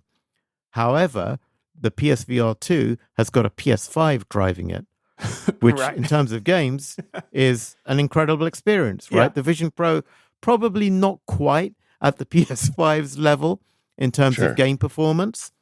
So what it's got is slightly weaker hardware driving much better optics. And with the PS5 and PSVR 2, yes, you're completely tethered, but now you have superior hardware driving inferior optics.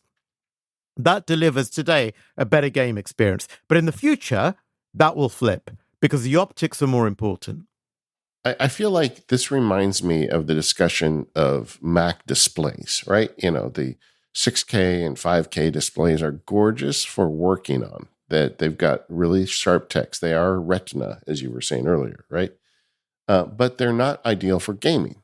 The best gaming monitors are lower resolution and higher refresh rate that are made to give you the ultimate gaming experience. And Apple is just not playing that. And I think that almost is seen here too. Apple goes out of their way. I mean, Alan Dye did an interview a couple of weeks ago, I think over in the UK or somewhere, where he talked about this is a product that they want people to get work done on. They want it to be a productivity device, not a gaming device.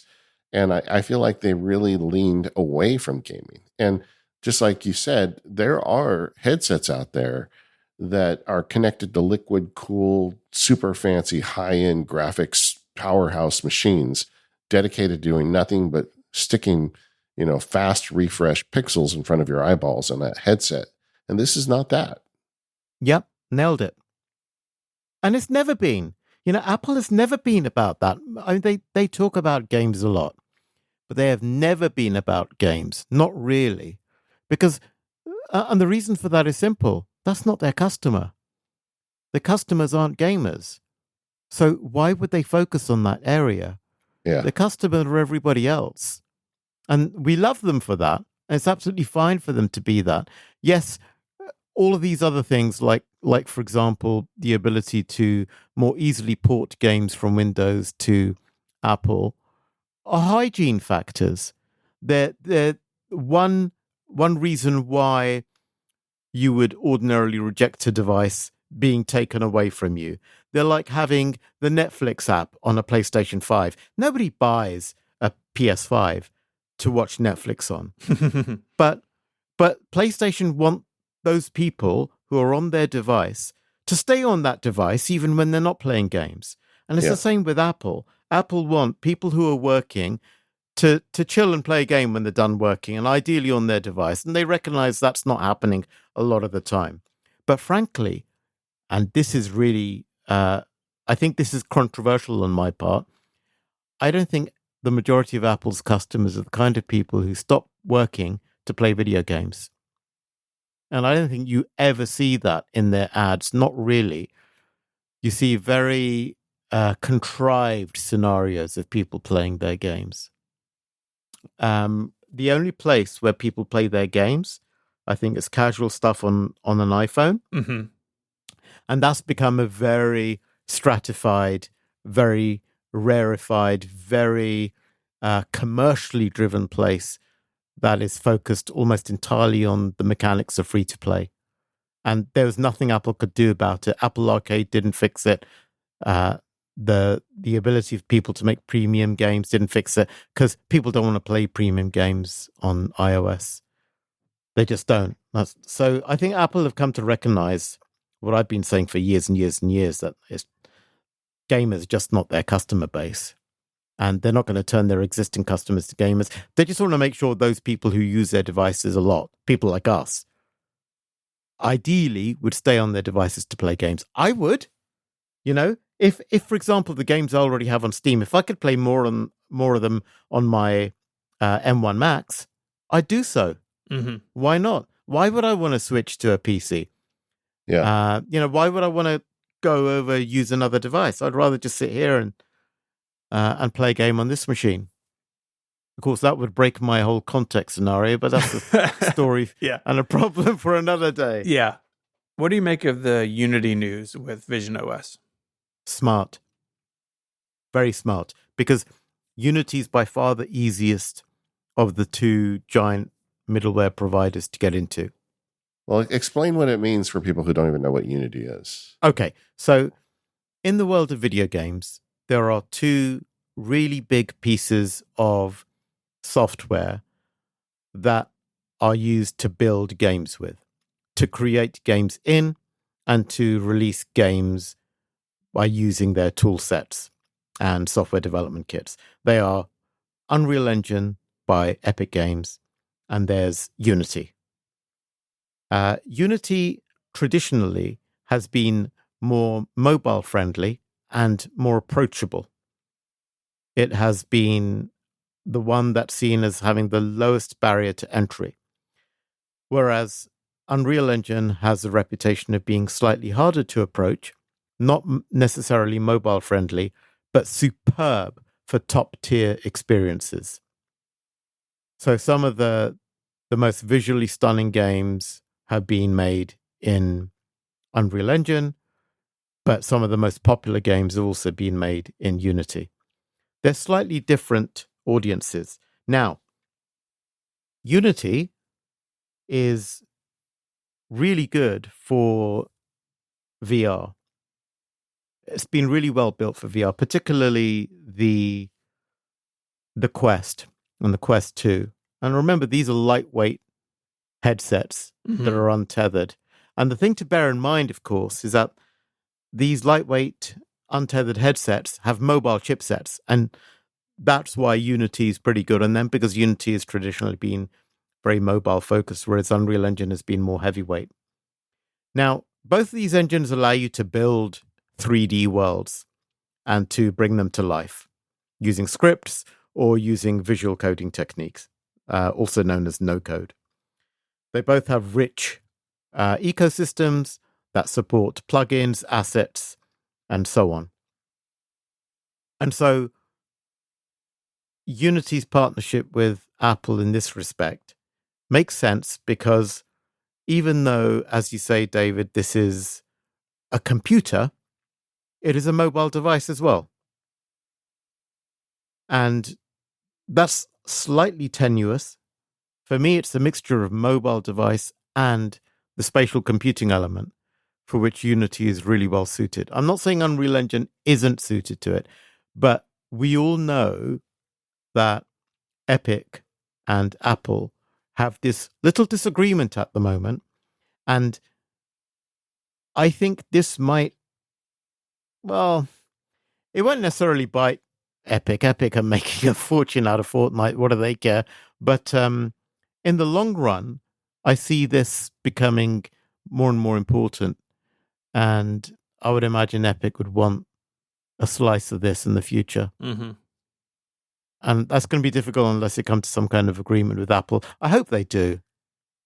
Yeah, I'm excited to see where it goes. I think I agree with you that Apple's traditional customer, not necessarily the same type of person who's big into PC gaming, but I could see the technology of Vision Pro headset luring people over, maybe, if Apple can do a good job of this, and if this integration with Unity means it's easier for developers to either port existing work or start a new project for Vision Pro. It's all, it's also interesting. This thing doesn't ship with a controller. Of course, Apple has had controller support across its ecosystem for a few years now, but out of the box, this thing does not come with a controller. It's a bring your own device sort of situation. It just feels like there's maybe some mixed messaging there. But I think, kind of going back to the Lisa thing, right? The Lisa is important now because of what it led to. And it may be that, maybe this iteration of visionOS and Vision hardware, maybe it doesn't take off in the gaming space, but maybe it's, a step in that direction for Apple. And we just won't know for a while, but I'm very interested in watching it and seeing how it goes. Yeah, and of course, we just don't know, right? I mean, one of the things about crossing the Rubicon is it leads to things that we simply could not have predicted. Mm-hmm. And that's the exciting thing. It might be that this is the thing that eventually, once we have some kind of consumer device, is host to an experience that is unimaginable, inconceivable, impossible, and anything else. Could happen. Well, that's why it's really exciting right now to be watching Apple, because they are about to turn over the apple cart in these headsets. And when this thing comes out, we're going to learn a lot. My guess, if I had to predict in gaming, is it's going to be great for gaming up to a level. And if you want the highest end, the highest frame rates, the most realistic, shoot 'em up, you're probably going to want something more dedicated to gaming. But, the question is, where is that line drawn? Kind of going back to where we were at the beginning of the show with Apple Silicon. I think Apple's going to go to a certain level with this initial hardware, but also at $3,500, who's going to buy this thing for gaming anyway? Yeah, exactly. Either way, Shahid, you always bring it when you come to the Mac Power Users. I love it. So much good stuff today. We're going to get into the gaming rig you're trying to buy me to convince me to buy. But I really love hearing your thoughts on this stuff. You're always so thoughtful about it, and thank you so much for coming in today and sharing with us. Always such a pleasure. Thank you so much for having me. Where should people go if they want to keep up with what you're doing? Well, I'm still on that thing that has no name. Sorry, it's called X now, isn't it? Yeah. So on Twitter, I'm still at Shahid Kamal. Yeah. My newsletter is newsletter.dancingmonkeys.net. That's a good place to get my latest thoughts. And if anyone wants to drop me a message via that strange place, then my DMs are open. All right. Well, that's good. And then we're going to link your new ventures. I'm going to also put a link in for newsletter Dancing Monkeys, which I'm in the process of signing up for myself. Oh, amazing. Thank you. Didn't know you had one, so I can't wait to keep up with it. And we are the Mac Power Users. You can find us over at relay.fm/MPU. We have those forums at talk.macpowerusers.com. Always fun to go in there and hear what people are thinking about the show. Our sponsors today are 1Password, Clean My Mac, X, Squarespace, and Tailscale. Thank you so much for the support of the show, as well as thank you to the MPU Plus subscribers that get that additional ad-free version of the show. Your support is really important to us. We will see you next time.